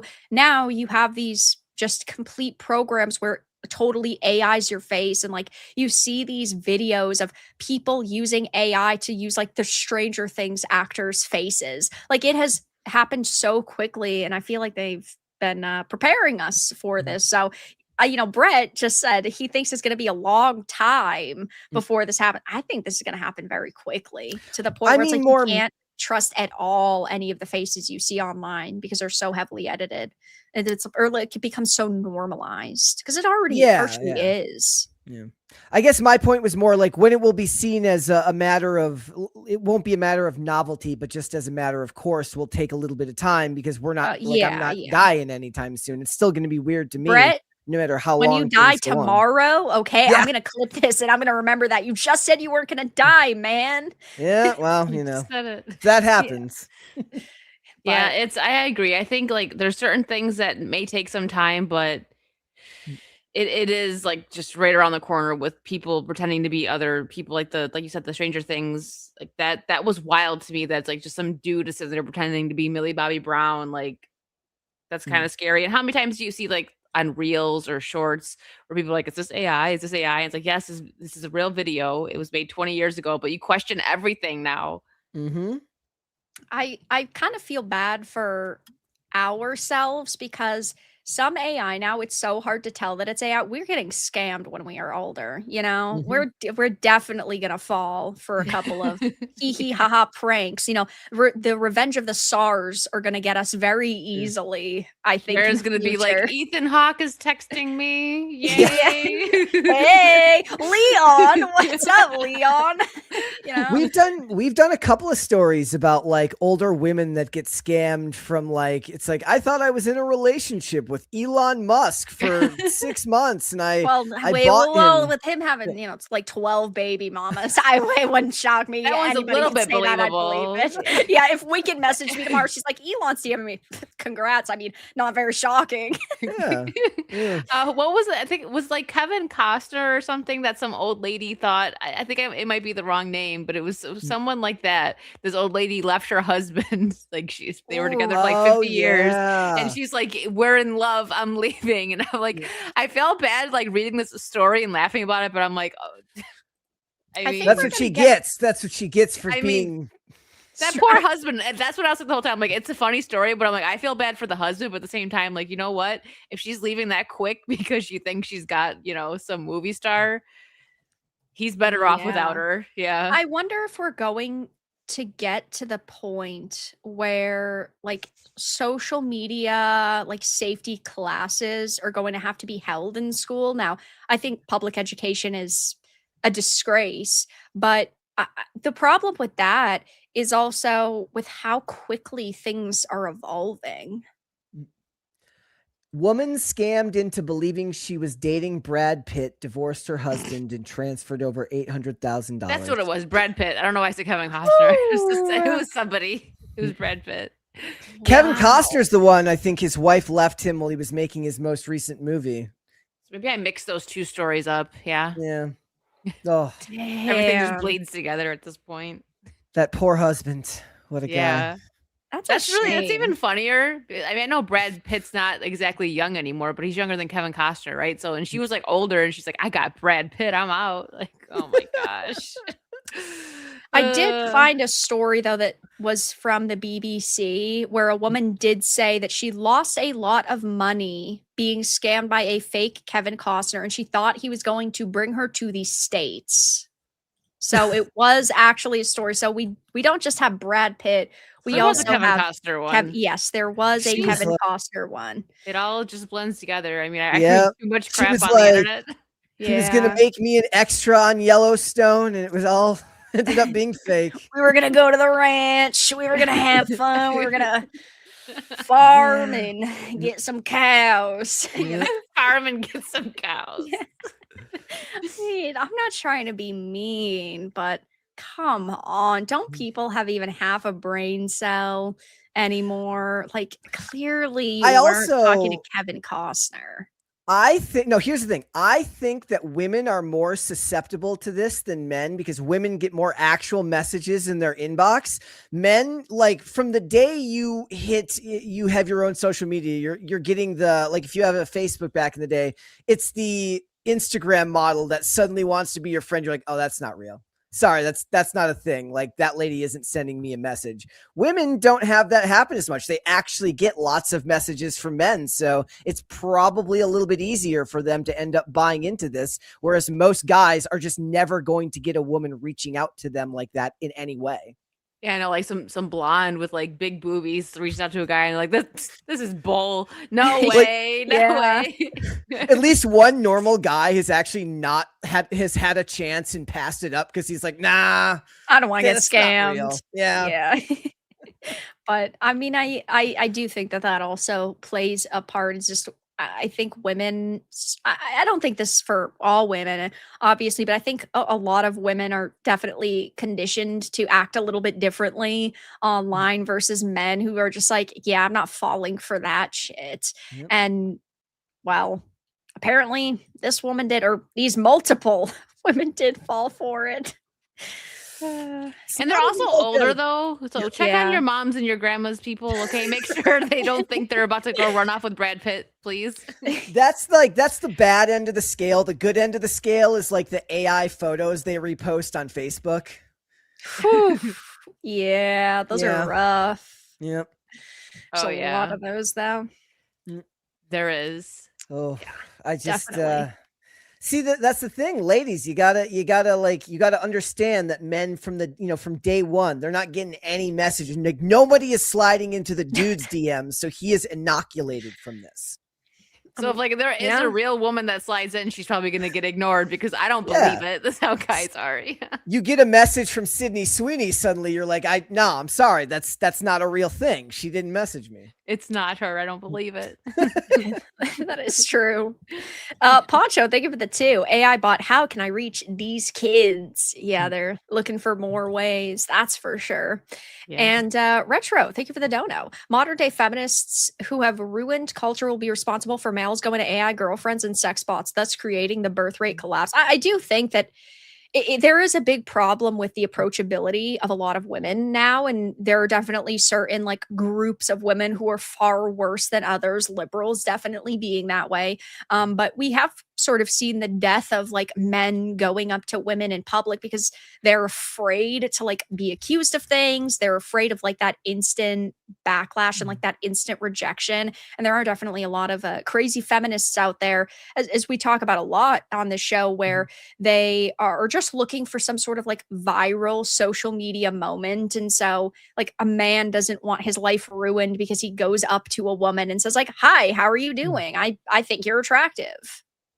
That's very true. Yeah, and there's also social media too, so I feel like, this generation is socially they don't do as well as like maybe like we did because we actually socialized a bit more. Like the Speak for younger yourself, lady. she's like I stay in the house. Shit. What have I gone outside?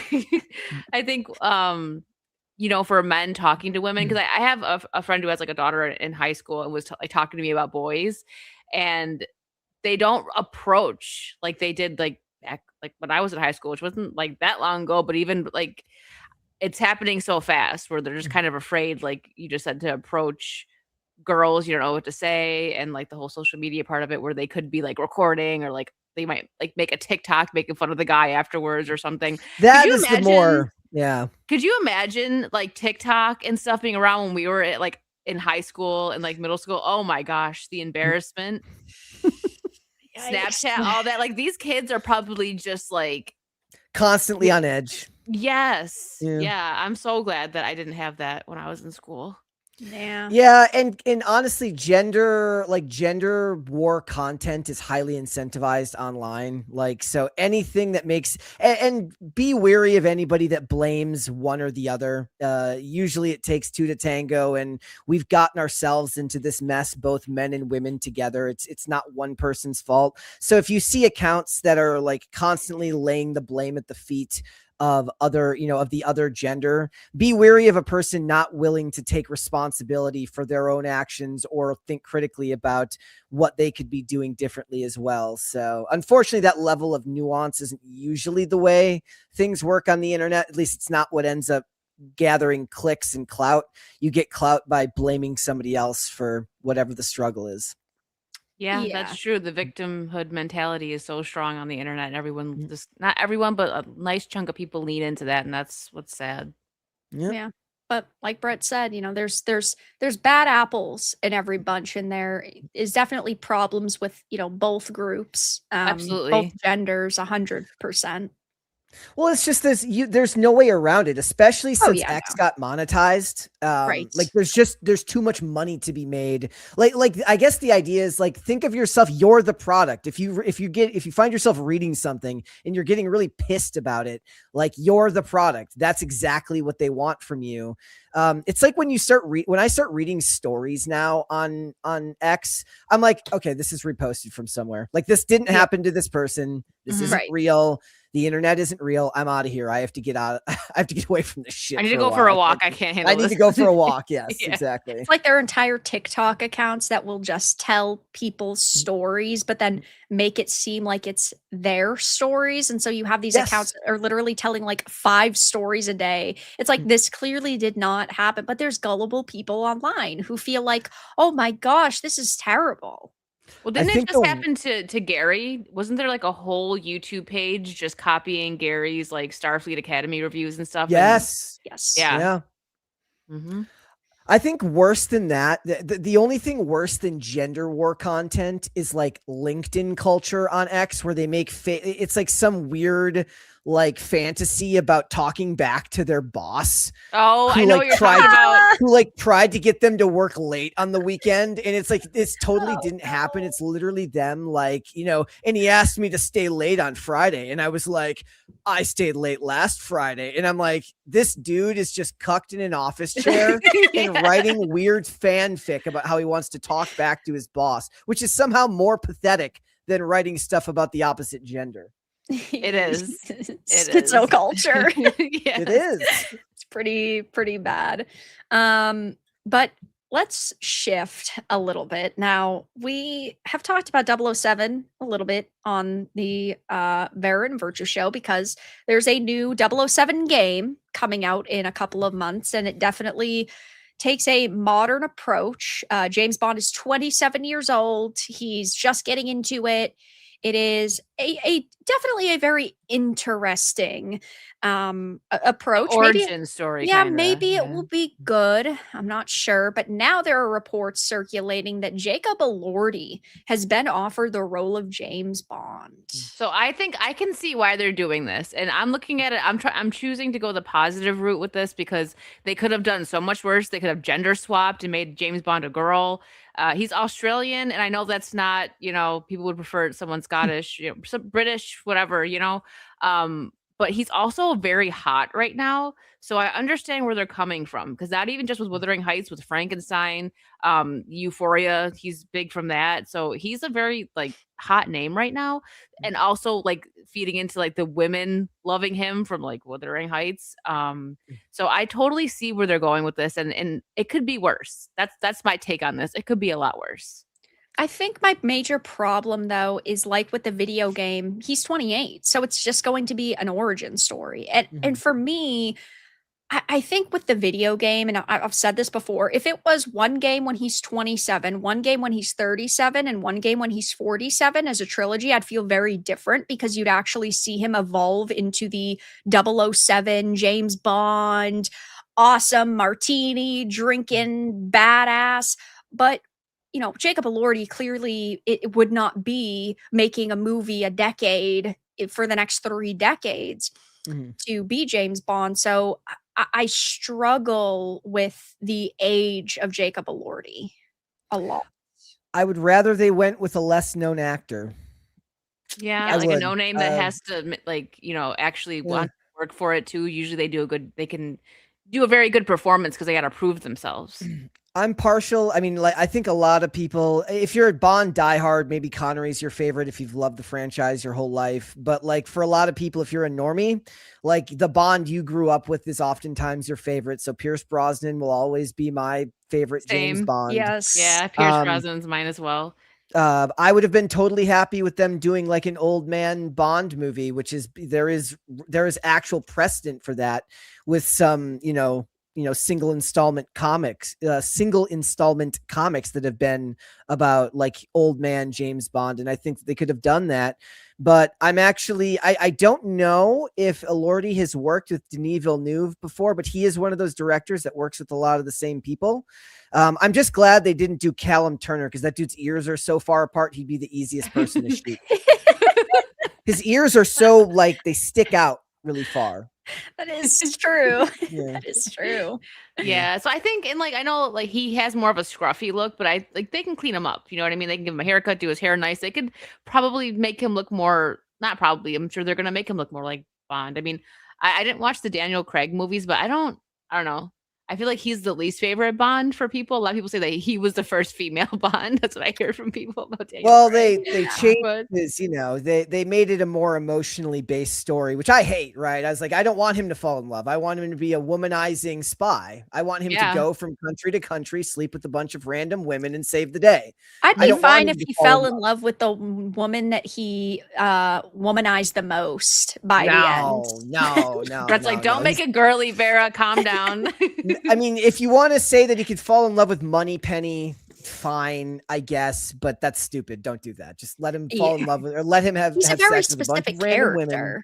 Yes, he's a male power fantasy. He is the male power fantasy of hyper competency and sexual attraction, meaning women love him, women love him, men want to be him, and that's exactly what he's supposed to be. He's not supposed to like be around here pining for the same lady.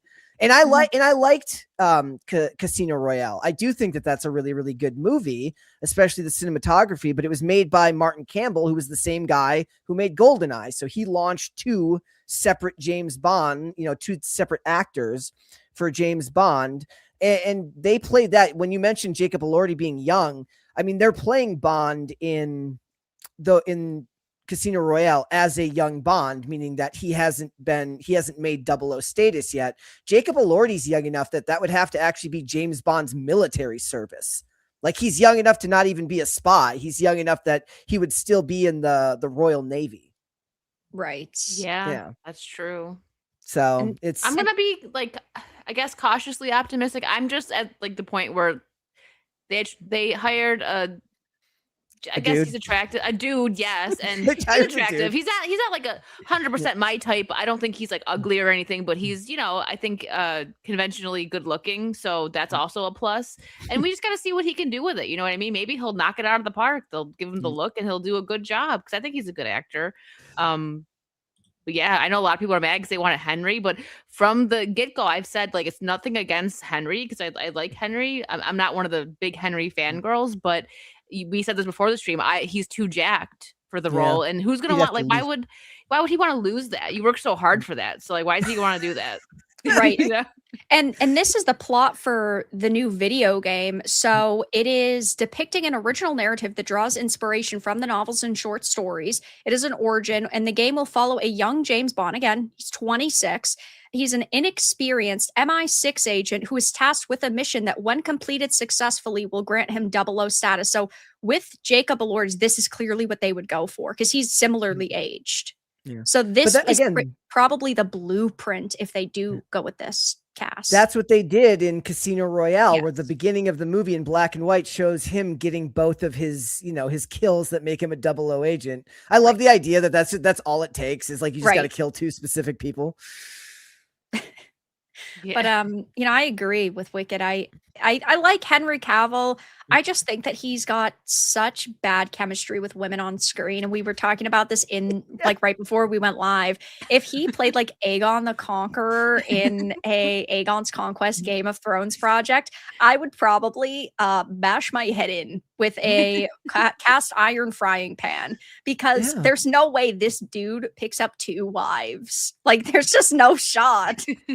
He'd be bored. He'd just be bored the whole time. He'd like, I don't know. I need to go and build my warhammers now. I love Henry Cavill. He's a big nerd. I think that he's great in a lot, but I just think generally his chemistry with a lot of women on set is not very good. And maybe that boils down to respect. There are a lot of actors in Hollywood that refuse to do things like sex scenes because they do respect their significant others. They want to be gentlemen, and I totally get that. Maybe these types of roles, right? Maybe they're just not for someone like Henry Cavill. But man, I'm at least excited to see him in Highlander. I really hope he does a good Colin McLeod. I want it to be good. I'm very, very worried about Batista, though. That's my problem. Henry Cavill had literally negative chemistry in Batman vs Superman. Like, him and Amy Adams had literally negative. He has no chemistry whatsoever with. But as like we were talking about this the other day about it's the same with Chris Evans in Captain America. He's also asexual. I was like, he had more chemistry with Granny Peggy Carter than he did with Emily Van Camp as Sharon Carter.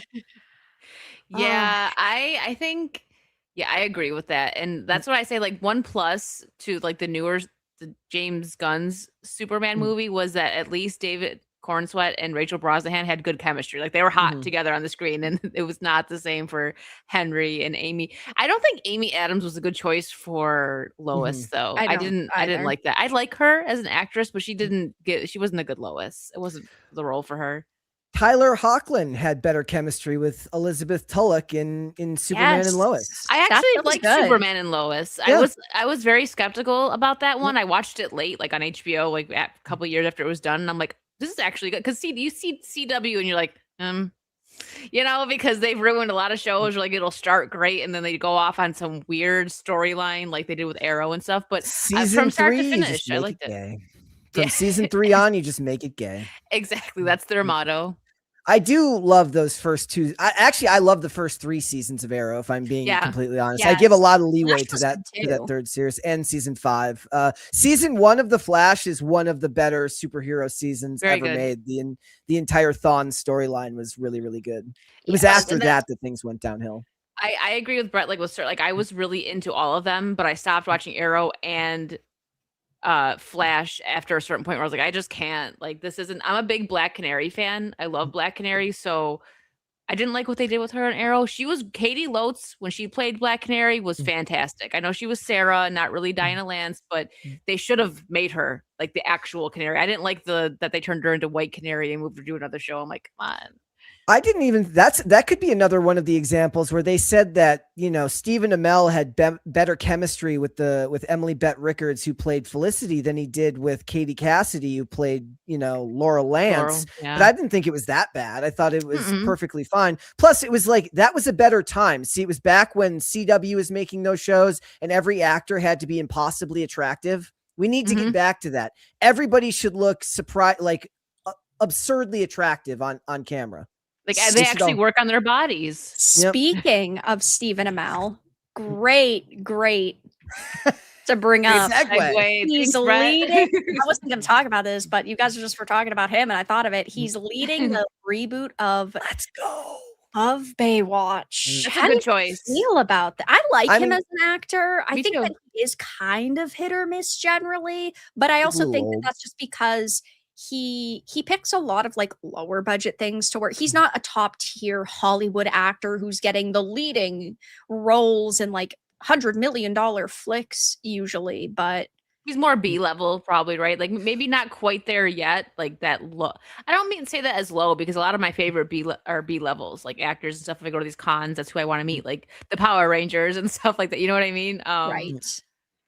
I think it's a good choice. I mean, he's a firmly placed television actor, and there's nothing wrong with that. Like, one of my favorite things about movies is you'll see a lot of these really, really good actors from the TV shows you love in supporting roles on in the films, because they lead the television shows, but they're not necessarily somebody you'd consider to be bankable as a movie star. I do think he's kind of old now I don't know how old David Hasselhoff. Plus, let's face it, being anything he's not supposed to play David Hasselhoff's role. I think he's playing the son or whatever, but living up to the Hoff is not. Stephen Amell is 44, but I don't think anybody can really live up to the Hoff in a role like this. I think basically anybody, hey, this might be a great opportunity for our guy. We were just talking about Henry Cavill. He's buff enough. He'd be great on Baywatch.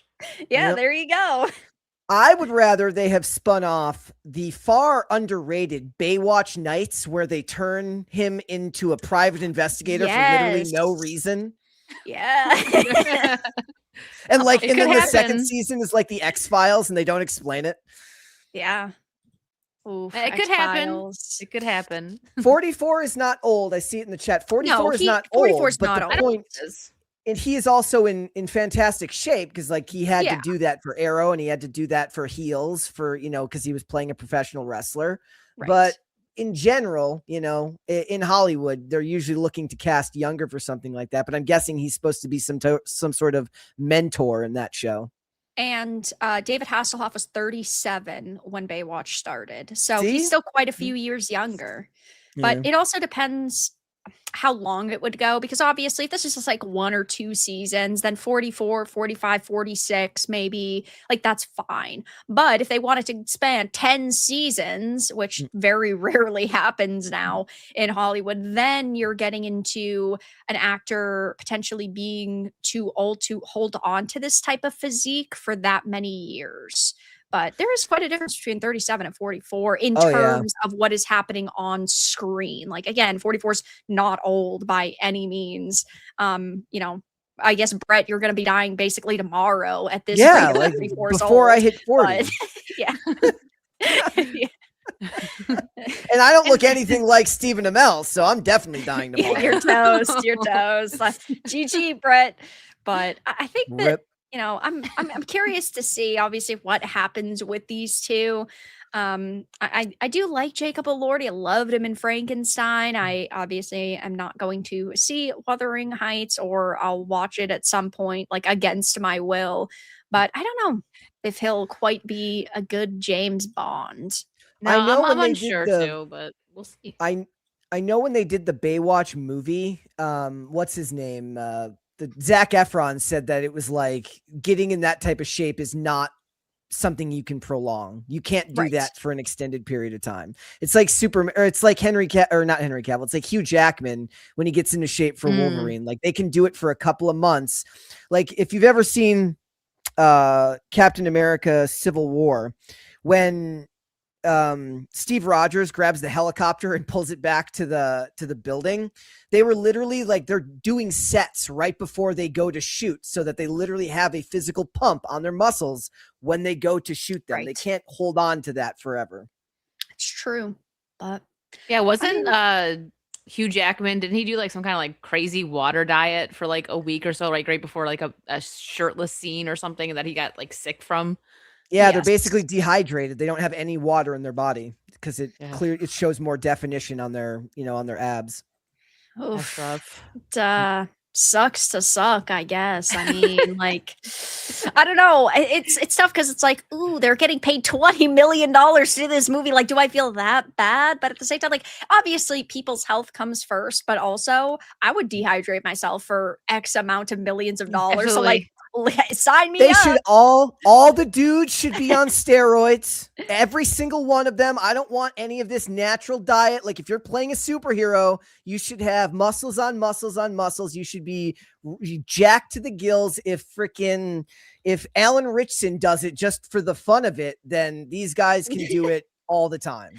Come on, guys, dedicate yourself to your craft, Yes. okay? Gotta go Jeez, it's full not that hard. Whoa, 80s or nothing.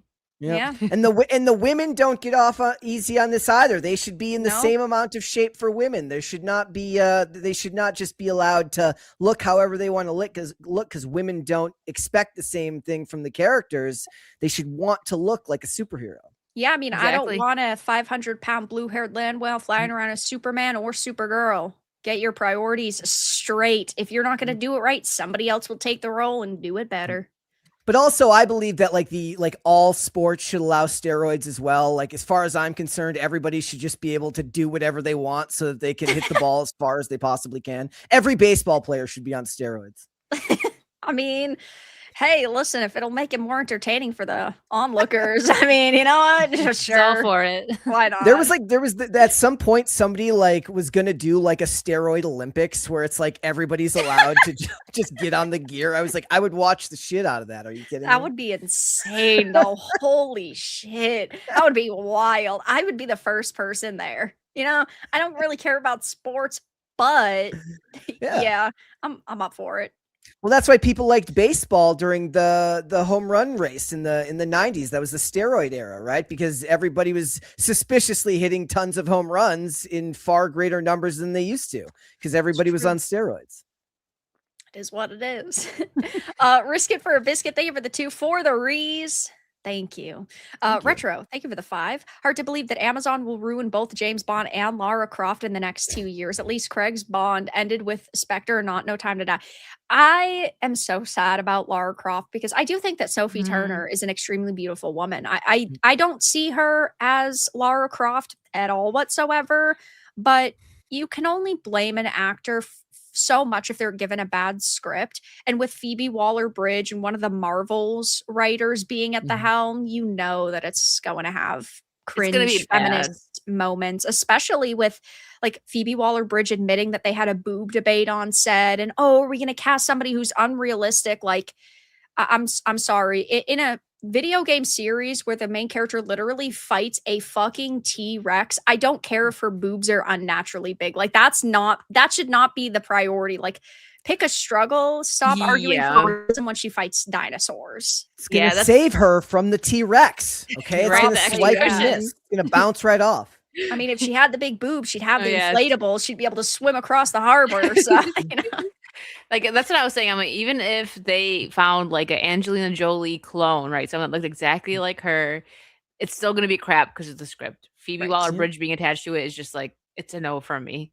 Yeah. Plus, there aren't many actresses with that level of charisma. There aren't a lot of Angelina Jolies in the world. That's just No. it's true. Like when she was in the Marvels and the movie was awful, and all it really did was highlight how much more screen presence she had than everybody else that was on camera there. Because even with nothing to work with, she was more engaging on screen than anybody else there because she's extremely good at her job.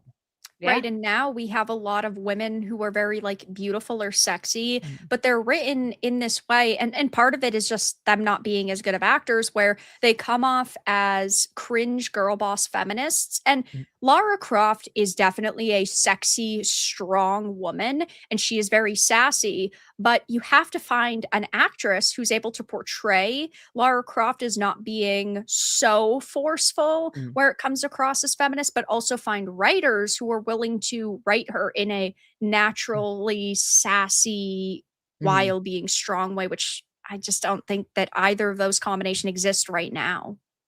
Yeah, you got to go back and watch Relic Hunter with Tia Carrera. Yeah. Gotta Gotta she do was what a she gotta favorite in do. the 90s. I know. Yes. I think a Yep. lot of boys fell in love with her on Wayne's World. Yep. Oh Mhm. yeah. Yep. Absolutely. Yes, I did. Ronnie, thank you for the gifted membership. We might know one of Brett's biggest crushes. Well, I was, and the funny thing is, I was too young to even understand what that movie, like half the jokes in that movie, because I was so young when it came out. Oh yeah, like if you You know? rewatched it now, it'd be like, "Whew, boy, how did this one get by me?" But Yep. it's because I'm 10 and I saw a hot lady, so I clicked it on, the TV, and then, Yep. or I got the DVD, or I got the VHS because hey, I thought she looked hot.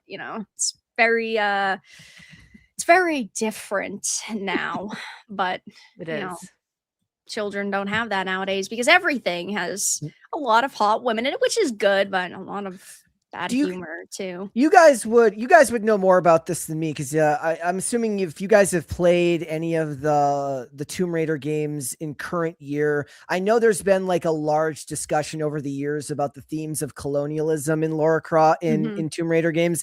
Are you worried that that's going to invade the script? Because that seems to be just as likely as anything else to me. Absolutely, because Crystal Dynamics had canceled it, but they were doing a TTRPG, a tabletop RPG, like Dungeons and Dragons, for example, where they were going to touch on the themes of colonialism. And there was going to be a group of new hunters that looked to Lara Croft as a sort of mentor, but they were going around and basically giving back artifacts that Lara Croft had taken over the years and then apologizing for what she had done in her history. Was that the one where she had linebacker shoulders? That tabletop game where Yes. it was like she was like really like Yes. that was probably the worst they ever made her look. You just gave me cancer just hearing I'm that. sorry. But there was a game that came out last week, actually, which it came out for Black History Month, where a bunch of Black characters are stealing artifacts Yeah. I Oh know. yeah, relooted. to fight the evil white men. So they went so woke, they went completely and utterly racist. They're running around in Nike sneakers, stealing things and also destroying property, which is a entire breakdown by itself. But yes, I 100% think that colonialism will be a big theme of the new show, and she'll probably by the end like JK rolling herself and hand off all of her wealth and then like ride into the sunset and leave like a strong Black disabled woman like as like the lead. It's hard to like get down into the tomb when you have to like wheel yourself down in the wheelchair. But then they'll say, well, it's okay because it's got dinosaurs, so who cares if they've got a wheelchair? So right now it's about realism. Next season it won't be. The funny thing about the original Tomb Raider is that in that movie you've got Angelina Jolie doing a British accent, and you've got Daniel Craig doing an American accent, That is true. a not good American accent, which is embarrassing because 90% of television is British actors pretending to be Americans. And he is a big name. I mean, he wasn't a huge name at that time when that movie came out, Right. but he would go on to be a huge name. And he definitely did not do a good American accent. Yeah, no, he didn't. I forgot about Geezer, that. Thank you for the 5. The female superheroes should have the lean muscle definition. Yeah, it's like with and the reason why I say this is because with Sophie Turner, she claims that she's working out like 8 hours a day. At least from the images that they've already showed, she doesn't look that buff. Like She I looks don't just tiny. Like there's Yeah. not much muscle there. And I think another problem, she's very tall. She's like 6'2" or something. Oh, wow. I think she's very tall. So she also doesn't like have a lot to work with, I think, in terms of muscle. She's 5'11". Okay, so Wow. that's still very Still- tall. That's that's tall, tall. yeah. For sure. So it's like I think she's just naturally going to look a little bit skinnier. Where, like, is she gonna like jack herself up? Of course not, because then you're kind of teetering on manliness. She'd have to gain a lot of weight to gain a lot of muscle. And I've seen some people complain just about her physique as well. I think that she's just a very beautiful actress. She doesn't scream Lara Croft to me though. But I don't think there's anybody in Hollywood right now that could touch someone like Angelina Jolie.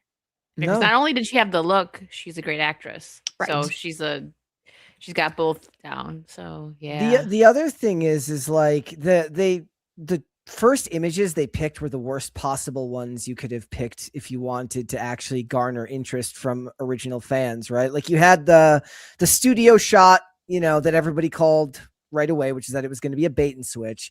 And then the next shot was the helicopter, the Parachute stunt scene, shot. which is fine, which is fine if it's a later release, right? Like, I don't think anybody's expecting. I mean, I would love it if she's just conspicuously in the outfit the whole time, even if it makes no sense whatsoever. I love that level of pulp. But for people, they're going to be expecting something quasi-realistic. She's not going to be wearing that outfit while, parachuting out of a helicopter and then, landing on some ocean side or whatever. But it shouldn't have been the first image release. The first image release should have been something in the classic outfit. And now people are going to be like, oh, they're going to do the thing, right? She's going to get it at the end, just like at the end of the 2018 Tomb Raider with Alicia Vikander. She didn't get the twin USB, the USPs until the very end of the movie. Right. And one thing with that I had said this when we got that like second set of images of her like parachuting from the helicopter or whatever. I said, you know what they could have done, which would have been perfect, is have the one shot or the two shots with her in that, and then the second and third shots of her unzipping the jacket and then like her cleavage, and it shows her changing. That would have gotten people on board. And that is such a tiny little addition that you could do. Give a little bit of fan service, because that is Lara Croft. Sure, Lara Croft is going to have lots of outfits. I mean, she's a millionaire and she's a gorgeous woman, but you need to give that fan service, and that just happens to be breasts in Lara Croft's case. But they're not doing that. They're specifically showing these images that hide the goods, which is not very Tomb Raider of them. No. But it is very Phoebe Waller-Bridge of them. It is. Yes. That's the problem. I'm still mad at her about Indiana Jones. Like, no one's ever going to forgive her for that. And I'm not even a big Indiana Jones fan, but when I was watching that movie, I was like, that was one of the rare ones where I was like, I might leave. Like, this is awful. It was. It's so unfortunate that this continues to happen. And someone like Phoebe Waller-Bridge got paid for what, 4 years without creating anything, and she had $100 million contract. Like, that is insanity to me, because you know that she's just going to do Tomb Raider, she's going to destroy it, and then she's just going to walk away. Yeah. Yep. But that's unfortunately the way the cookie crumbles, and I'm not shocked. I'm just sad. Very sad and very disappointed. Are there any video game adaptations you guys are looking forward to? I'm a little bit. I'm hopeful for Zach Kreger's same. Resident Evil. I know these like statements that he's made are still very questionable, but I hope that it is still at least good. or Yeah. decent. Yeah. Street I Fighter like also looks very Yeah. Oh, like yeah, like yeah. And Mortal very Kombat 2. fan service heavy. Yeah, I Mortal like the Kombat as well. original movies for both of them, so yeah. I mean, the 1995 Mortal Kombat might still be the best video game adaptation of all That was time. so good, Yeah. like, some people might think it's, like, kinda campy now, but I don't know. I loved it the first time I saw it, and I think it still holds up. That's very Mortal Kombat. I mean, come on. Also, My Legend wife, of like, Zelda. Whew, oh yeah, oh yeah, nice. forgot about that. Very good actress playing Zelda. My wife Oh, like yeah. walked in one time while I was watching the Mortal Kombat movie, and she's like, "What the hell is this?" I was like, Poor "Look, you wouldn't Olivia. get it, okay? You had to You be don't there at the time." understand. Yeah. But guys, we're getting to the end of the Oh. stream tomorrow. I will be on Pop Culture Crisis. So, Yes. Brett, what do you have to say about Pop Culture Crisis? Market yourself to the Oh, fans. actually, this is the hardest part for me. Anytime I go on other I people's know. shows, I never know how to do this very well. But guys, yes, tomorrow Vara will be on the channel. It's going to be a lot of fun. We did just do episode 1000 of Pop Culture Crisis. You should check us out live. We are Woo! on YouTube and on Rumble. We go live 5 days a week. Mary is live normally Monday, Wednesday, Friday with me, but she was Monday, Tuesday, Wednesday this week. So I've been having guest co-hosts. So, if either of you ladies ever want to come back, if you've got the time, during the week on Thursdays, we go live from 3 to 5 and we talk about movies, we talk about television, we talk about, how politics and pop culture come together. And it's always a lot of fun. So I hope you guys will come over and join us, and definitely come over and join us tomorrow when Vara's on. Yes, for sure. And Wicked, what are you up to except for preparing for our boyfriend Leon to die next week? Oh, it's not gonna be next week for me. I'm gonna prolong it as much as I can. No, I'm kidding. I'm probably Um, just gonna play it all in like 3 days, I'm so I probably gonna do know the the same. pain. That's how you know how excited I am for this, because I'm gonna finish it fast. But yeah, no, just regular gaming streams. Well, yeah, that's it. Saucy Saturdays on Saturday. Don't worry, Brett. I'm not good at this either, and I do it every week. Oh, it's the worst. It's the I worst. can Like, do you it know, on just our some show. follow. Yeah. I can do it on our show because like I have like the set outro that you do every day. Yeah. But like when somebody gives me the mic now, I'm like, crap, I got no consistency here. I just got to make it up as we go. Yeah. But yeah, you guys know where to find me by now. Over there, we do Saucy Saturdays and Saturday. But next week, Vera and Virtue isn't going to be, we're not having a show next week, but we have a surprise for you. Thursday, we're going to be starting Reanimal, so we're making up for it. Yes, We're we gonna might even play be that. able to one tap it. I don't know. We Apparently it's might. short, so I can't believe how short it's I going to be, can't but yeah. either. Stay But tuned for that. yes. Yeah. No show next Wednesday, but we will be doing a stream together on Thursday. And of course, guys, you can subscribe to my main channel, my second channel, Varadark Reviews. It's at 5.19K. My Relooted review went up 2 days ago, which I'm glad I'm never going to have to play that game again. Wait, Of did you beat course, the game? Like, I how did you beat the did. game? Stealing all the stuff? Do you just have to steal everything? We was Ludas and shit. Yes, I did steal lots of stuff. I did, and then I got sick of the game. I did not 100% it, but I did finish the main story. So yes, tomorrow I will be live over on Pop Culture Crisis with Brett. We've put the link in the description. Make sure to go and subscribe there. And then, of course, tomorrow evening, I will be streaming some more Neo 3, playing that over the weekend as well. And Fuck My Life is with Ryan Kinnell Mondays, and then Vera and Virtue Show typically Wednesdays. But yeah, I've had a lot of fun.